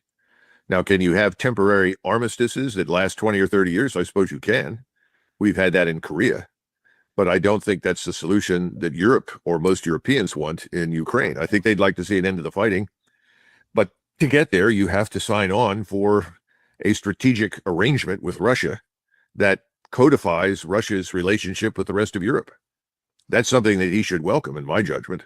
That would be a serious matter that constitutes an enduring legacy, if you will. But I don't see any evidence that he's interested in any enduring legacy. He still seems to be in the hunt for anything that he can quote unquote call a win. You know, I met with President Putin. I charmed him. He made a deal. We got a ceasefire. Peace is breaking out. Where's my Nobel Peace Prize? Unless he can say something like that, he's not terribly interested. So McGregor kind of lays it out, the unfortunate reality of the situation. right there. And in this next clip from, I believe it's, I was going to say Danny Hypong, government and install a but it's actually puppet. How do decent we again. This particular clip, he kind of lays out the thesis of my entire stream today, which is the neocons are back, baby. keep the puppet in power? Does Venezuela then become this sort of international cause for Latin America to fight us? Will hundreds of thousands of paramilitaries from Colombia, Brazil pour over the border into Venezuela to fight us? And oh, by the way, why are we bailing out Argentina with hundreds, with enormous sums of money, and at the same time we're devoted to attacking Venezuela to presumably gain control of its resources? These are all contradictions that are swimming around people's heads in the United States, but no one has a definitive answer. But it is. Well, as I said earlier, I think the Venezuela thing is ramping up because they see the writing on the wall with Ukraine and Gaza. They're like, okay, well, Gaza's pretty much been razed to the ground. There's really not much left to blow up there. So no matter how many weapons you have, you can't really use them there anymore because it's already been leveled. And then you have Ukraine, which is out of people, and Russia's looking like they're kind of at this point going to tighten the fucking grip, the death grip, because they can. And what is NATO going to be able to do about it? We're going to find out, I guess. But listen to what McGregor says right here. It's interesting to see. I listened yesterday to Richard Haass from the Council on Foreign Relations, and he's a prominent voice for intervention, military power, the use of it. And he's part of that broader club. I don't know what you call them now. That we used to call them neoconservatives, neocons, increasingly globalists, Zionists. I don't know what you call the group, but they're all in it. He's a prominent spokesman, and he says, oh, yes, I strongly support regime change in Venezuela. Most of us heard that and sort of said, what? Where has this come from? What's the point? How do we benefit from this? How do they benefit from it? Not that anybody really cares, but if you're going to attack a country, unless you want to take permanent control of it and pay for it for the rest of your adult life, what are you doing about it? I mean, it's a bizarre set of circumstances. There is no rationale, at least no strategic rationale for any of this stuff, as far as I can tell. And we mentioned Gaza. That's an illusion. The war there is absolutely not over, and it's not going to end anytime soon. So here's where we stand as of late. Our game show host president with the president of NATO making deals, making them deals sing, baby. Trump and NATO. It's sad because, again, this version of the Republicans won the election because they were not that version of the Republicans, I believe. And if they're going to show that they are that version of the Republicans, they're going to lose in the next cycle. So Trump has a lot of work to do if he wants to, A, win back his base, and B, solve any of these problems. I mean, we're going to get into it next with the Gaza thing a little bit in this next clip. And this is kind of the closeout here. But this is Scott Ritter from Danny Hypong's show. And the way the picture he kind of paints as a former military guy is a pretty bleak one. And basically what he's saying here is that it's over. It doesn't matter what NATO or Europe does at this point. They have lost. So check this out. Phobes who are living in a fantasy world. So Danny Hypong was talking about this article saying that Ukraine still has a chance to win, and that's what Scott's response. Had the CIA come to me in 2021 and advised me on what would be the best course of action vis-a-vis Russia, I would have said to continue to ensure that the West is fully engaged inside Russia. You see, at that time, Russia had not a viable opposition, but it had it did have a political opposition. Navalny was the head of it, but there were hundreds of thousands of active political opponents to Vladimir Putin and millions of people who are passive opponents to Vladimir Putin. The West's economic reach had insinuated itself into about 30, close to maybe 40% of Russia's economy, and Russia was afraid to take any action that could cause a rupture with the West because there was a political opposition, and this economic insinuation gave the West leverage over around 20 to 30% of the Russian population who, were on the sidelines. They would support Vladimir Putin so long as their economic well-being was taken care of. You had billions of dollars of capital in the hands under the control of oligarchs who kept that money outside of Russia, and the Russian government was trying to get them to reinvest, but they had to be careful. You see, So this is the guy too that, and just a quick sidebar here. The reason I will cite someone like a Scott Ritter or a Judge Napolitano or Larry Johnson or some of these guys, Wilkerson and McGregor, who we just talked to, they, first of all, they're former military.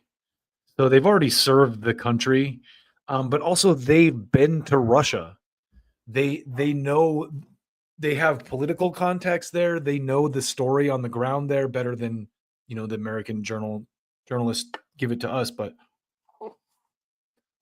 I trust his assessment a lot more than most for that reason, that he has actually been there. Has reconfigured its economy so that it is sanctioned. Hold on a second. Let me go back a little bit here.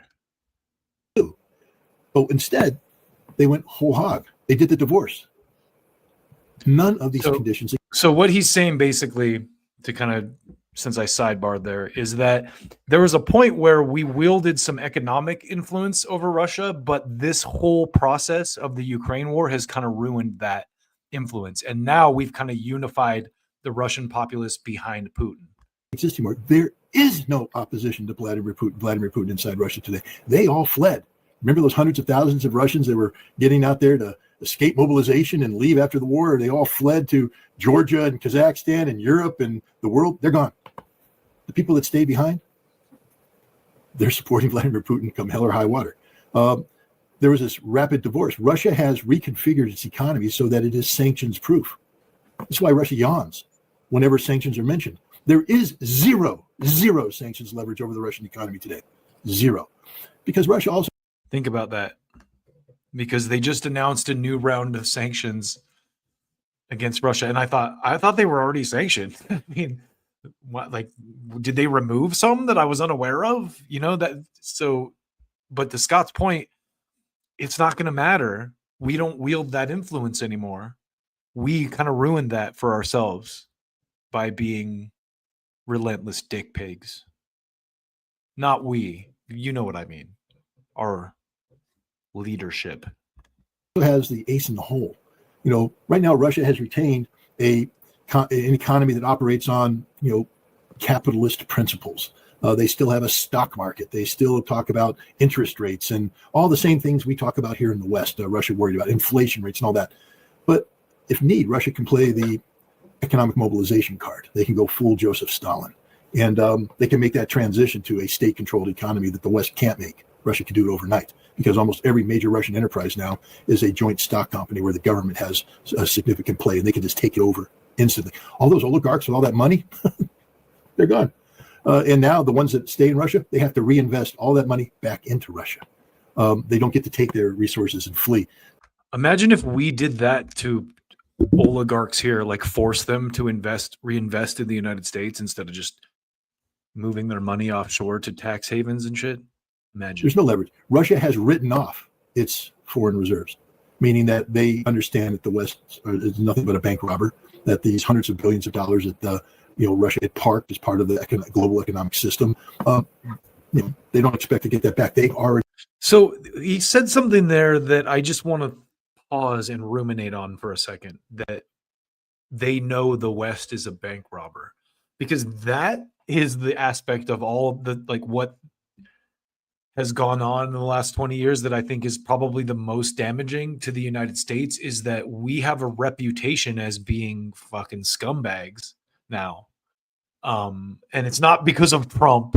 People be like, oh, it all started with Trump. Everything was fine till Trump came in and invented lying.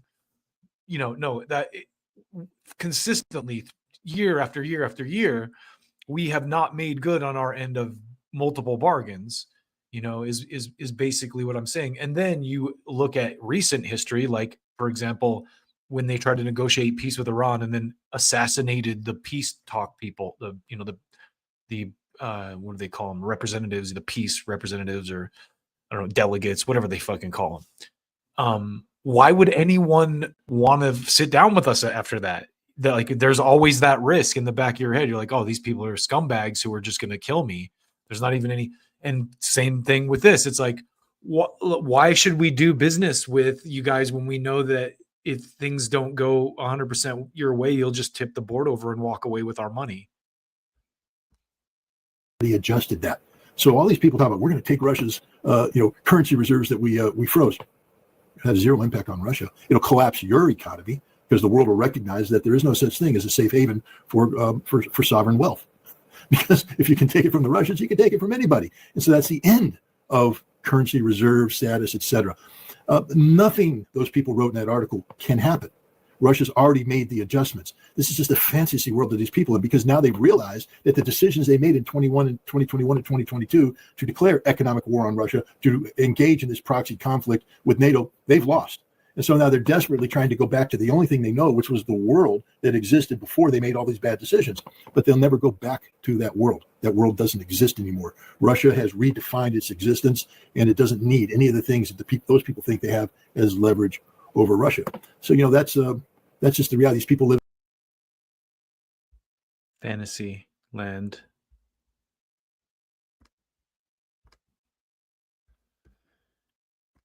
Good luck, NATO, with that, because you're going to need it. And, you saw Bernie Sanders earlier when Tim Dillon asked him, would you commit U.S. troops to this? Oh, no, of course not. Of course not. It's a war of convenience where we can use their people as a fucking, crash test dummies with weapons. It's fucking disgusting. And I dated a Ukrainian woman a few years ago, and it was interesting because, I'd read all this stuff and I would ask her about it, and she was very for the war. I think, I'm not saying that people who are, against Russia or whatever there are wrong, because I'm not from there, but it was interesting, her takes, because she bought all the rhetoric. And I remember asking her, like, hey, like, do you know, like, the history of the United States, kind of like what we do in those regions and like what historically happens to the people that we fund proxy wars with? And, she wasn't trying to hear it, and I haven't talked to her for a few years, so I hope she's doing well. But that is the end of the story for that war. So last story of the night for you, your boy Charlie Kirk. Now, I've said this many times, I am not a Charlie Kirk fan. I was not a Charlie Kirk fan. I'm still not a Charlie Kirk fan, although I definitely probably have a little bit more of a respect for the man than I did before he was murdered for his political beliefs, because I think just being assassinated kind of affords you a level of respect that you regardless of whether I agree with you or not, and you can debate me on that if you want, but I think it makes sense. It makes sense to me, You don't have to agree with someone to respect them necessarily, right? So the reason I wanted to talk about this is because I feel like this story, this incident, is a very telling factor in the modern conservative movement. When you look at what's going on or what has happened with this issue, it's a very clear dividing line for conservatives. And you can tell which conservatives are honest and like pure of heart, and which ones are fucking fake ass shills by this issue.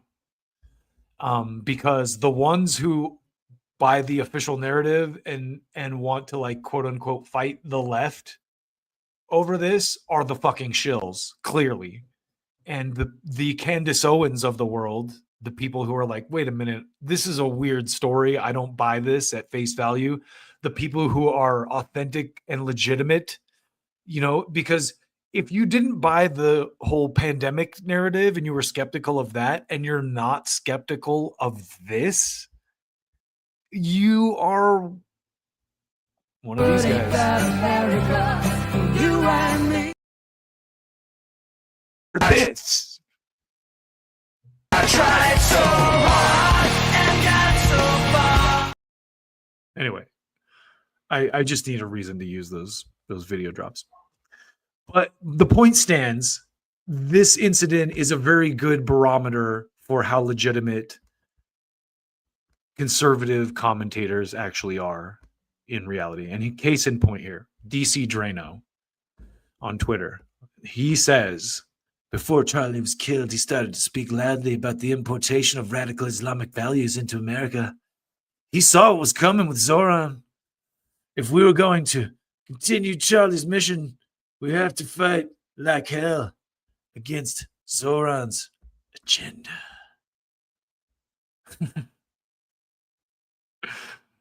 Oh my God.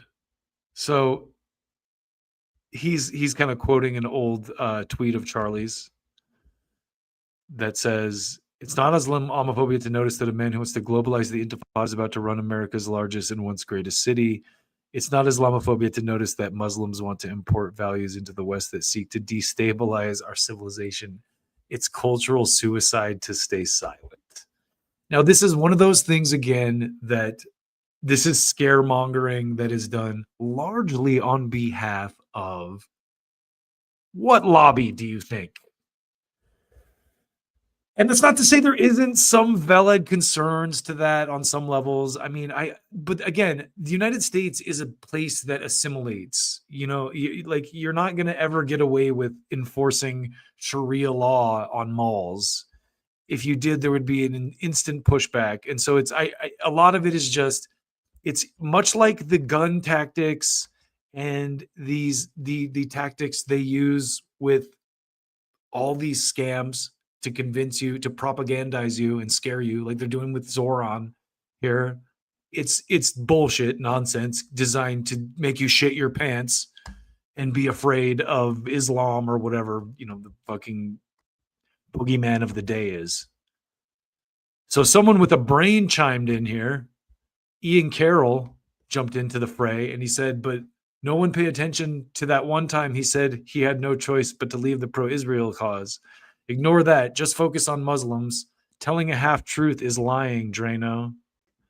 And, you know, this is where I chimed in with my thesis here, which is that this particular issue is really showing which conservatives are legit and which are paid hacks. If they unquestionably buy the official Charlie Kirk narrative, they are clearly either paid to or the dumbest clowns alive. Those are the only other two options. So that's my story, and I'm sticking to it. To keep going here, though, you have these kind of like paid trolls, and this goes back to the Zoran thing. You see all these people kind of marching in lockstep and saying the same things. And what these people do more than anything is project. You know, you can always tell that they're paid because they're always accusing everyone else of that. And here you have this guy, what's his name? E.L. Jacobi, who's clearly like one of those agents, those like online agents. And he says, can someone explain to me how you go from being a pizza delivery guy to having 1.3 million followers in less than 2 years? And Harrison Smith says, it's easy to understand Ian Carroll's rise in fame. He makes extremely compelling content. The real mystery is why some guy who I don't follow named Jacobi is constantly at the top of my For You feed despite never saying anything of value, which is a very valid question. Same with this lady who Clint Russell here retweeted, I don't know if it even is a lady, it's a robot as far as I'm concerned, Insurrection Barbie. And she says, if you hate Israel, you hate America. If you don't believe they have a right to be a sovereign nation, you don't believe we have a right either. Victimhood, oppression, and scapegoating is what Marxists do, not conservatives who believe in God and free will. Victimhood, oppression, and scapegoating. Hamas did it. That sounds very familiar. And so Clint here makes the valid point, which again speaks to my overall thesis here that the neocons are back. This account feels like a Fox News viewer time traveled here from 2003 just to flood us with the dumbest things you've ever heard. Very accurate, and I applaud you for that, Clint. So I want to show you the final piece here tonight of tape is these types of influencers, these paid influencers, paid right-wing influencers, have been piling on Candace Owens and are willing to make up things that are clearly untrue to smear her. And you have to ask yourself why that is and who they're working for. And why it's like with someone like Steven Crowder here, it's very interesting that he's so obsessed with this issue. Like, why does it even matter to you if it's not for clicks or, because it's the subject du jour. And it's honestly, like I said, I'm not even a conservative, and this topic is interesting to me because of the ramifications of it, because of the kind of effect that it has on the political dialogue among right-wing influencers and, political acolytes, if you want to call them that. So here is Clint Russell going over this kind of beef between Steven Crowder and Candace Owens. And there's some interesting stuff in here we can discuss. Kirk is evil and was in on it, or Candace Owens is an evil cunt. I hope I'm being really clear about that. Steven Crowder, what are you up to, bud? So it's funny, too, when you watch this, because it's clear what they're trying to do. They're trying to gin up outrage and victimhood. So they're trying to make it seem like Candace Owens is attacking Charlie Kirk's ex-wife, the poor widow who just wants to be left alone to move on and not be reminded of her husband's, brutal assassination. What are you doing? What are you doing? Really, what are you doing? Now, if you think that Candace has been off base, then you may agree with the underlying sentiment that Steven Crowder is putting forward. But I'm going to play you the clip that he's responding to, and I want you to tell me if you think it's a fair interpretation of what Candace Owens had to say. My heart aches for the fact that he gave so much of his life to Trump and to politics, and they just were like, nope, that is it. It serves us or it doesn't serve us, and we want to move on. And so here's a holiday. Bro, if they try to give me a holiday, what is with them giving people a holiday after they kill them? Why is that a thing? You know what I mean? Like, oh, Martin Luther King, what about this holiday? What about this boulevard? Anyways, let me knock out. Like, they're going to give Charlie Kirk a boulevard. They already did. They did in Israel. They gave him freaking boulevard. It's like, as soon as they give you a boulevard and a holiday, they definitely killed you. She's not wrong. Lincoln, too. Lincoln has all kinds of shit. Okay, there's no question. They killed you. There's no way. That's like their signature thing. It's like, that's what they do. It's the Fed signature. It's how they sign off after they murder you. You're like holiday and a boulevard. And it's never on a nice side of town either. Like Charlie Kirk Boulevard is not going to be a nice side of town. So what does Candace actually say? As I was watching that, I was thinking, I wonder why there's not like I guess there are some Fred Hampton landmarks, but there's not like a Malcolm X fucking. Let me know in the comments if I'm wrong about that, but I don't know of any like Malcolm X Boulevard or fucking like, maybe there is, and I just am unaware of it. But it seems like you only get that street if you're a certain kind of martyr. She's saying that she thinks that Charlie Kirk was taken out by the Fed. But then she talks about how there is a boulevard named after Charlie Kirk that's in Israel. So maybe she's implying that, in fact, it was done in a joint operation or by a foreign intel agency, a federal government that just isn't American. I'm not sure exactly what she's saying, and she's not making it crystal clear. But what I'm pretty confident of is that she is not saying that Donald Trump is responsible. What I took away from it, and I think this is a much more fair reading or interpretation of what she has to say, is that she she is disappointed in the Trump administration, as I share much of the disappointment, not just in the Trump administration, but in many of Charlie Kirk's inner circle, from Sobek, who I read the Riot Act a couple weeks ago, to many other figures that were very close to Charlie, who seem completely disinterested in actually digging into this story and making sure that they have the right guy. So just because she says that they're suspiciously apathetic. That's the thing about this. Like, these people are suspiciously like, well, we got the guy. No need to look any further. And it's like,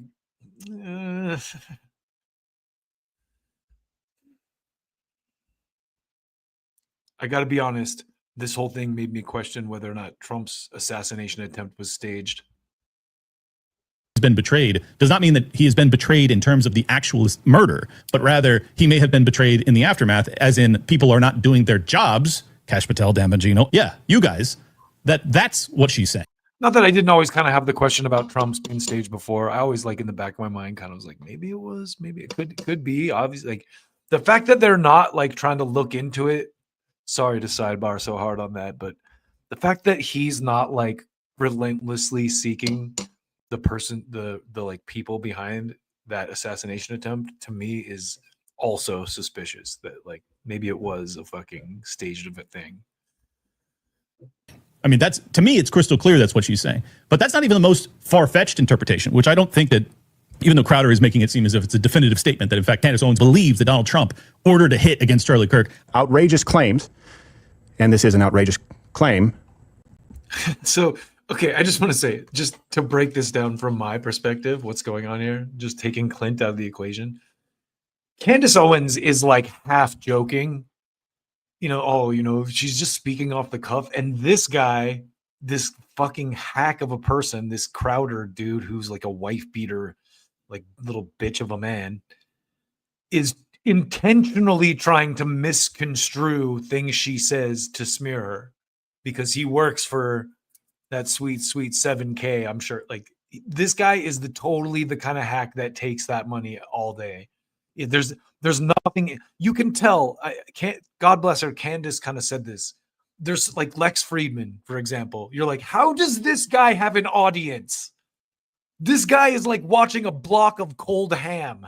He has no charisma whatsoever, no passion, no, like, shift in tonation in his voice whatsoever. He's like, it's difficult to listen to Lex Friedman, and yet somehow he gets zillions of views. That's how I view people like Steven Crowder here. He's like a Lex Friedman. He's one of those people who's like, dude, who cares about that guy? People really listen to that guy? Like, there's no way. No way. Like, even Kyle Kalinske, I will afford, you know, at least Kyle Kalinske has some charisma. I think he totally exposed himself as a fake over the last couple of years. And, like, Stan Cedar, or what are some of those other, like, left-wing talk show guys. And look, it's not like I have a massive audience, so whatever. They're clearly doing something right. Wink, wink, nod, nod. But I don't understand how a guy like what's that guy's name? David Pakman. People watch David Pakman, like, seriously. At least with Stan Cedar, he has that Emma Vigeland chick from Anyway, point being, this guy sucks, and he's just making. He's probably being paid to attack Candace Owens in any way he can figure out how to. And this is, like, it's evident that he's, like, grasping for straws because he's intentionally misrepresenting things she said, as if she just, like, she's kind of being half facetious. She's just like, yeah, if they come up with a street for you, they definitely killed you. You know what I mean? It's kind of like a little sarcastic, a little joking. The tone of it is not serious. Mr. Crowder, you fucking hack. Require outrageous evidence. Of course, as is par for the course, none has been presented. And I know that there might be an out, a weaseling here saying, oh, well, I said the Fed, not the Trump administration. I said a boulevard. He's like, I'm going to do a detailed analysis of this Candace Owens piece that she did off the cuff in her pajamas from a basement. It's like, fuck you, you dumb. In Israel, it's pretty clear. Brace yourselves. I'm going to use the word cunt. What she said was, they, the Fed, give you a boulevard when that's a sure sign that they have killed you. You know that they have killed you. He was. Do not mince words. She said about the Fed that they would give you a boulevard if they killed you. Betrayed in the worst way possible, giving so much of his life to the Trump presidency, to politics. The federal government, the Trump administration killed Charlie Kirk is the claim. I don't believe that, and I doubt she does either. But he interprets this even. Bro, he doesn't believe that. He doesn't believe that she's saying that. What a fucking disingenuous cunt that guy is. Glad he used that word because now even more absurdly by dragging Charlie's wife, Erica Kirk, into this. Now I'm going to tell you how I feel about it, what I think about it. Because you know who else would have to be involved? And this is the implication, of course, by design. And you can see the response with people out there saying, oh, well, then anyone who's close to, yeah, this is an inside job. You know who's really close to President Trump? And you know who people are now saying stood to gain? Well, Charlie's wife, Erica Kirk, who has now been put, Candace, with that language, with this accusation, has put the wife of Charlie Kirk, and she'll say, that's not what I tried to do. It is. It's the result. Erica Kirk. What a pathetic bitch that guy is. So again, it's like a prefabricated pearl clutch. He's like, oh, Candace Owens is attacking Erica Kirk, the poor widow of Charlie Kirk. Well, before we go, the crosshairs. I'm going to let Clint Russell here explain why that's nonsense. So if the Trump administration, if the Fed killed Charlie Kirk, look, there's no middle ground here right now. Either Erica Kirk is evil and was in on it, or Candace Owens is an evil. You go back to your home on Whore Island. I hope I'm being really clear about that. Oh, you're being really clear. You're just not making any fucking sense whatsoever. I mean, let's rewind a little bit, because I think in a 5-6 week period, especially with a news cycle that's been as fast as this one has, it's very easy to forget some of the order of operations, how things played out, and also things that have been said. I think a lot of people forget some of the track record with these people. So let's first start with the fact that Candace Owens herself said explicitly there are only 2 people on this planet that could get her to stop digging into her personal investigation to figuring out who killed her friend. And that is her family and Erica Kirk. No one, and I mean absolutely no one, outside of my husband and Erica Kirk has the power to shut me up right now. She didn't have to say that, but she made sure to put it out there. She's kind of putting it out there that Erica could tell me to be quiet. And guess what? I'm coming out with these episodes because she hasn't. And then you have to think about that. Why hasn't Erica ever said, be quiet? If Erica did even a tenth of what Candace has done, even said just a few sentences, they would lose all their donors. They could easily lose all their donors. All the big ones, they could just lose them. But if Erica stays silent and she just stays as graceful as she has, because that's all she's been doing, she's just been incredibly graceful. So I want you to ask yourself. So there you go. It is definitely possible. Like Candace Owens did say that, and it is possible that Erica Kirk could be using her as a vessel to kind of just keep things moving along nicely without rocking the boat, basically, as much as possible. Because again, though, the divide there is clear between the Steven Crowders and the Clint Russells, right? Clint Russell's clearly a guy who's seeking the truth and isn't like some kind of rigid partisan hack, whereas Steven Crowder is being like, he's not that dumb. He doesn't really believe that Candace Owens is attacking Erica Kirk with that shit. You know what I mean? That's the point I wanted to make about Steven Crowder. So last item of business before we shut this thing down tonight. I will go through comments too before we shut it off, but I wanted to show you, I was very proud of myself because I happened across the episode that I put out last year around this time before the election, right before the election. And I want to show you what the kickoff segment was on this show from a year ago before we end this. So just randomly, I'm going to show you. This is a clip.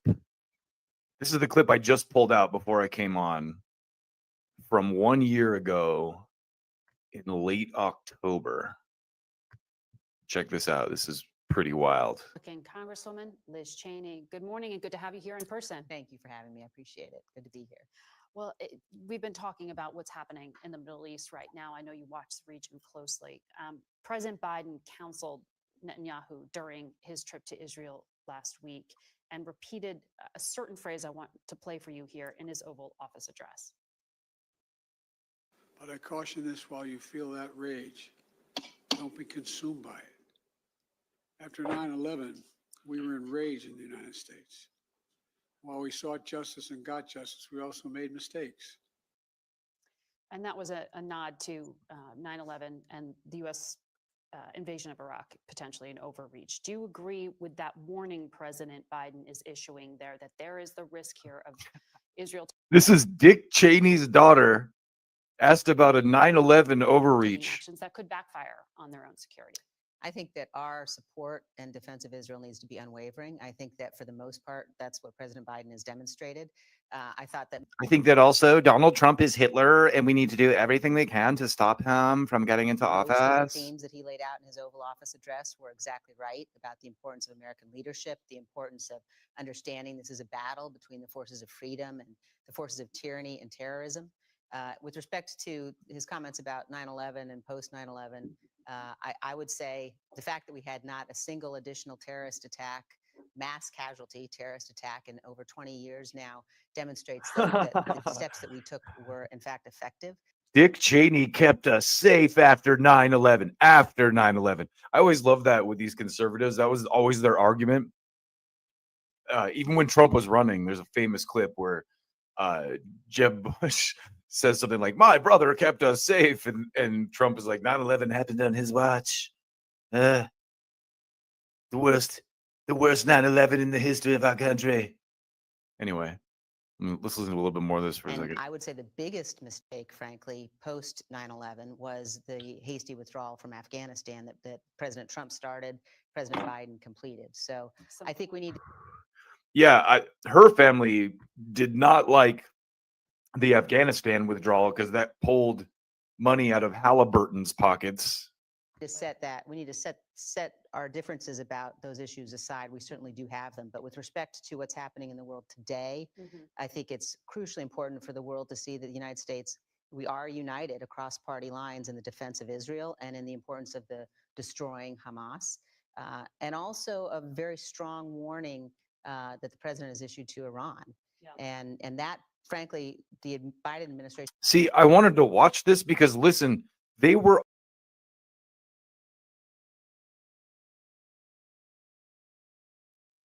So I just wanted to remind you, that was the other option in the last election. The Dick Cheney foreign policy Democrats. And it looks like we kind of got this anyway, despite people voting for Trump because he said he was going to end the wars. We got Kamala Harris and Liz Cheney in the White House, even though we tried to avoid it. So it's kind of sad, yes, but that is unfortunate reality of where we're at in this country. You're an anti-Semite. But before we go, let me go to the comments. I haven't really hit the comments today yet, so I'll just do that at the end. Why not? What do we got here? Under capitalism, there are finite jobs. If we had a socialist planned economy, we could create as many jobs as we need for all Americans and people who want to immigrate here. Yeah, I mean, the thing is, there was a time, I think, when we needed probably a large influx of immigrants to fill everything. So but times change. You know what I mean?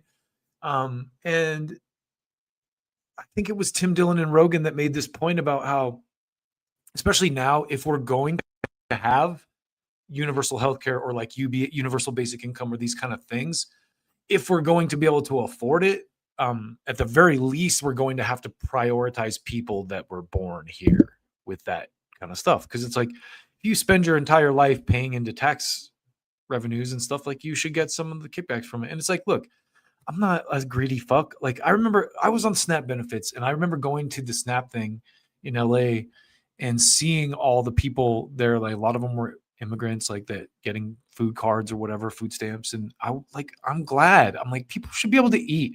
Fuck your money. Like, I don't care what country you're from. Like, if you're hungry, we should provide food for people. Like, we're a rich country. Like, fuck off with your like, oh, you starve to death because you're illegal. It's like, okay, look, why are they here? Whether, there's just certain stuff that we should be humane about, and it's funny too, because it's like, we pretend to be the good guys. Like, that's the thing about these wars, like in the Middle East and stuff. It's like, we got to go brutalize and kill the savages' families because they're savages who would kill people's innocent families. And it's like, so wait, so you no longer have any high ground when you do that kind of shit. So anyway, I got off on a little bit of tangent there, but you're right. We do need to be sensible about this kind of stuff.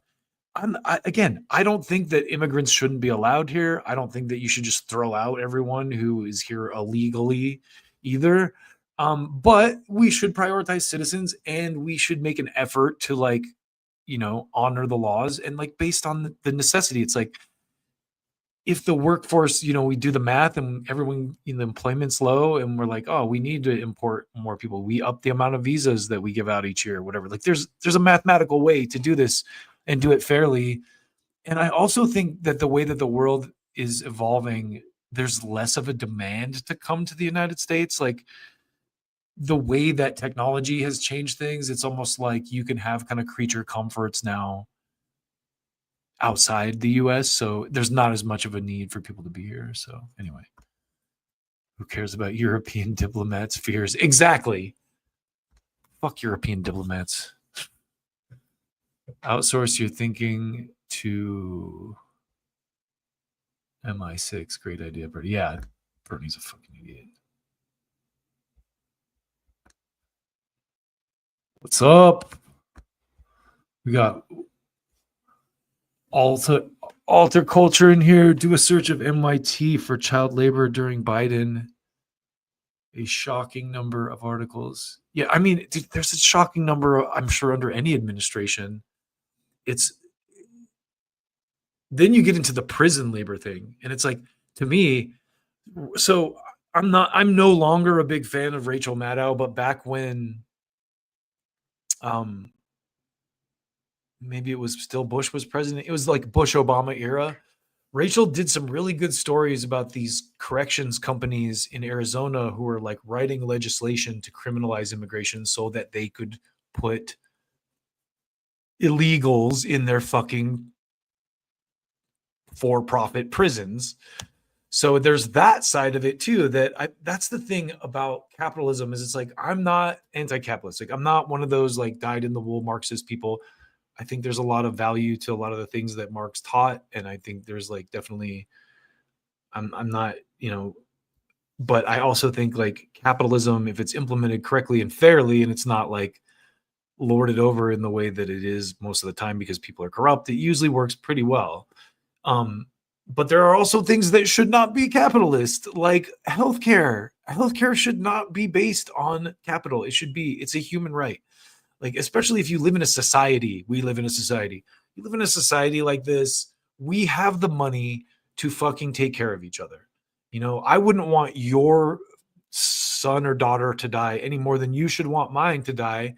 And I would happily pay taxes to ensure that your children don't die if they get hurt and you have to rush them to the hospital and you don't have the money to pay for the surgery or the doctor or whatever. Fuck that. Like, everyone, like, there's no amount of money to me from where I'm sitting that's worth a human life. Like, your child, my child. I'd throw $1 billion at a fucking baby if it's going to save it. Like, I don't fucking care. It's finite. It doesn't matter. Save a life. So yeah, that's my extremism. That's where I'm an extremist, is on healthcare for fucking human beings, and the idea that like, yo, we take care of each other in a society. We fucking we all live in a community where we respect each other. And, I don't know. Trump is a huge disappointment. Yeah.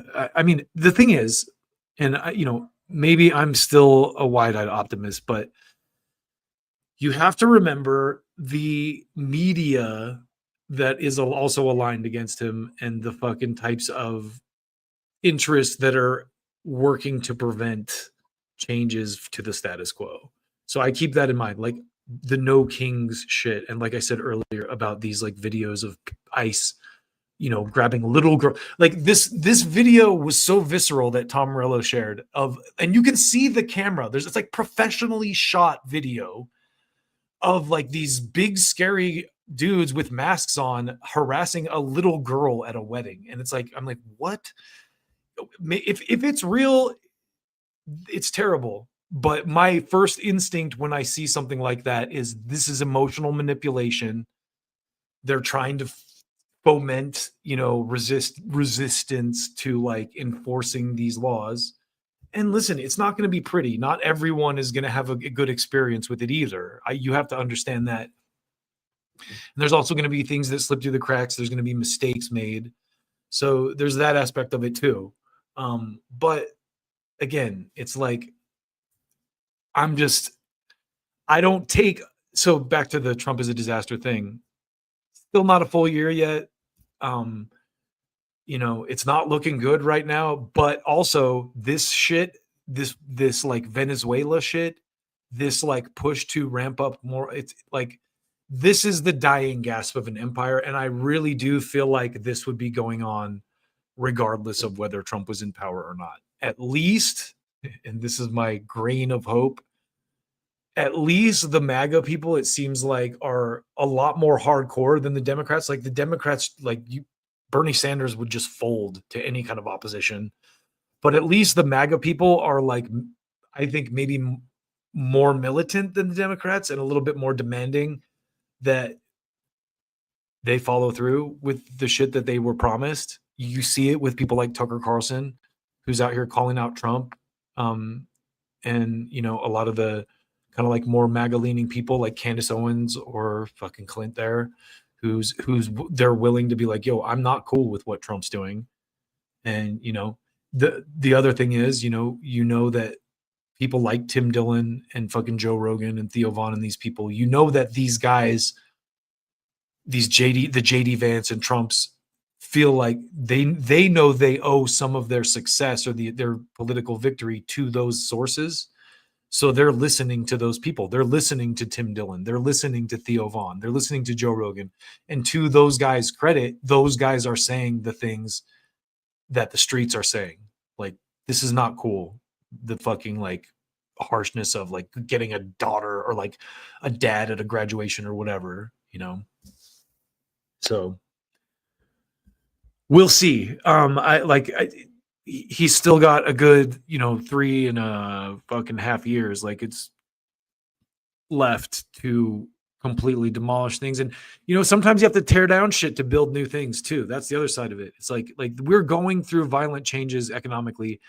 Cryptocurrency is on the rise. Like the monetary system is going to change. Like cryptocurrency is an interesting subject that I've only recently gotten to learn about because it democratizes, like when you really dig into it, it's scary to big banks because it democratizes the financial system. There are podcasts called Bankless, about crypto. So there's that aspect. We're really in a period of flux because of AI and technology and all these things that are, we're going to lose a lot of jobs. So how is the economy going to look in 5-10 years from now? It's going to be vastly different than it is today. And so, I guess my point is I wouldn't be so quick to judge because sometimes, like I said, you have to tear things down to build something new. And it takes time for some of these changes to foment. I am very happy with some of this, like the RFK stuff, for example.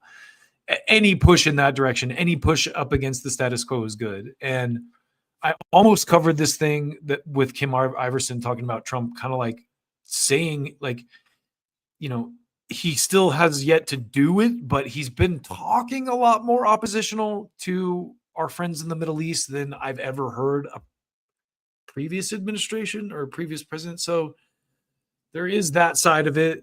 But again, this like the Marco Rubios of the world, and I can't remember who I saw. I think it was Tucker Carlson, actually. I'm pretty sure it was Carlson who was talking about how Marco Rubio, Scott Bessent, like all these people that are part of the Trump administration now that are quote unquote MAGA now. Yeah, it was Tucker, hated Trump.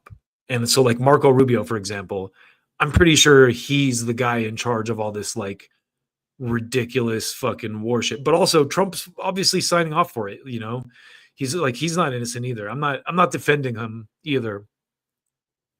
But I think the pushback needs to be strong and swift. And I do see the MAGA people as being a little more prone to pushback maybe than like the liberals are when they have someone in power where they're just like, just let Obama cook, let him do it, let him fucking drone strike people at weddings. It's cool, you know. Anyway, thank you for joining me tonight. I got love for y'all. Very much appreciate you listening to me rant for 2 hours and 20 minutes. It's very therapeutic, and hopefully you gained something from it as I did. And with that, I think I'm going to sign off for the night. But before I go, I always like to play something funny. I like to end on a lighthearted note. And I think what I'm going to do is just play you guys one of my favorite recent comedy clips again, because it's just a funny, lighthearted way to laugh at what's a very heavy, weighty issue, I guess, is a good way of putting it. So anyway, enjoy this on the way out, and we will see you next time. Money on the ground at a Target. I didn't even keep the money. That's where I'm at financially. $500. I swear to God this happened. Craziest day of my life. $500 envelope. It was like a Hallmark card from like a grandmother to granddaughter and $500 in it. And I'm not going to lie to you, I wanted to keep it. I really did. It was hard for me. I need that money and I wanted to keep it, but I didn't do it. Okay, I've been trying to grow as a person, trying to become a better person. I did the right thing. I did the American thing. I sent it to Israel.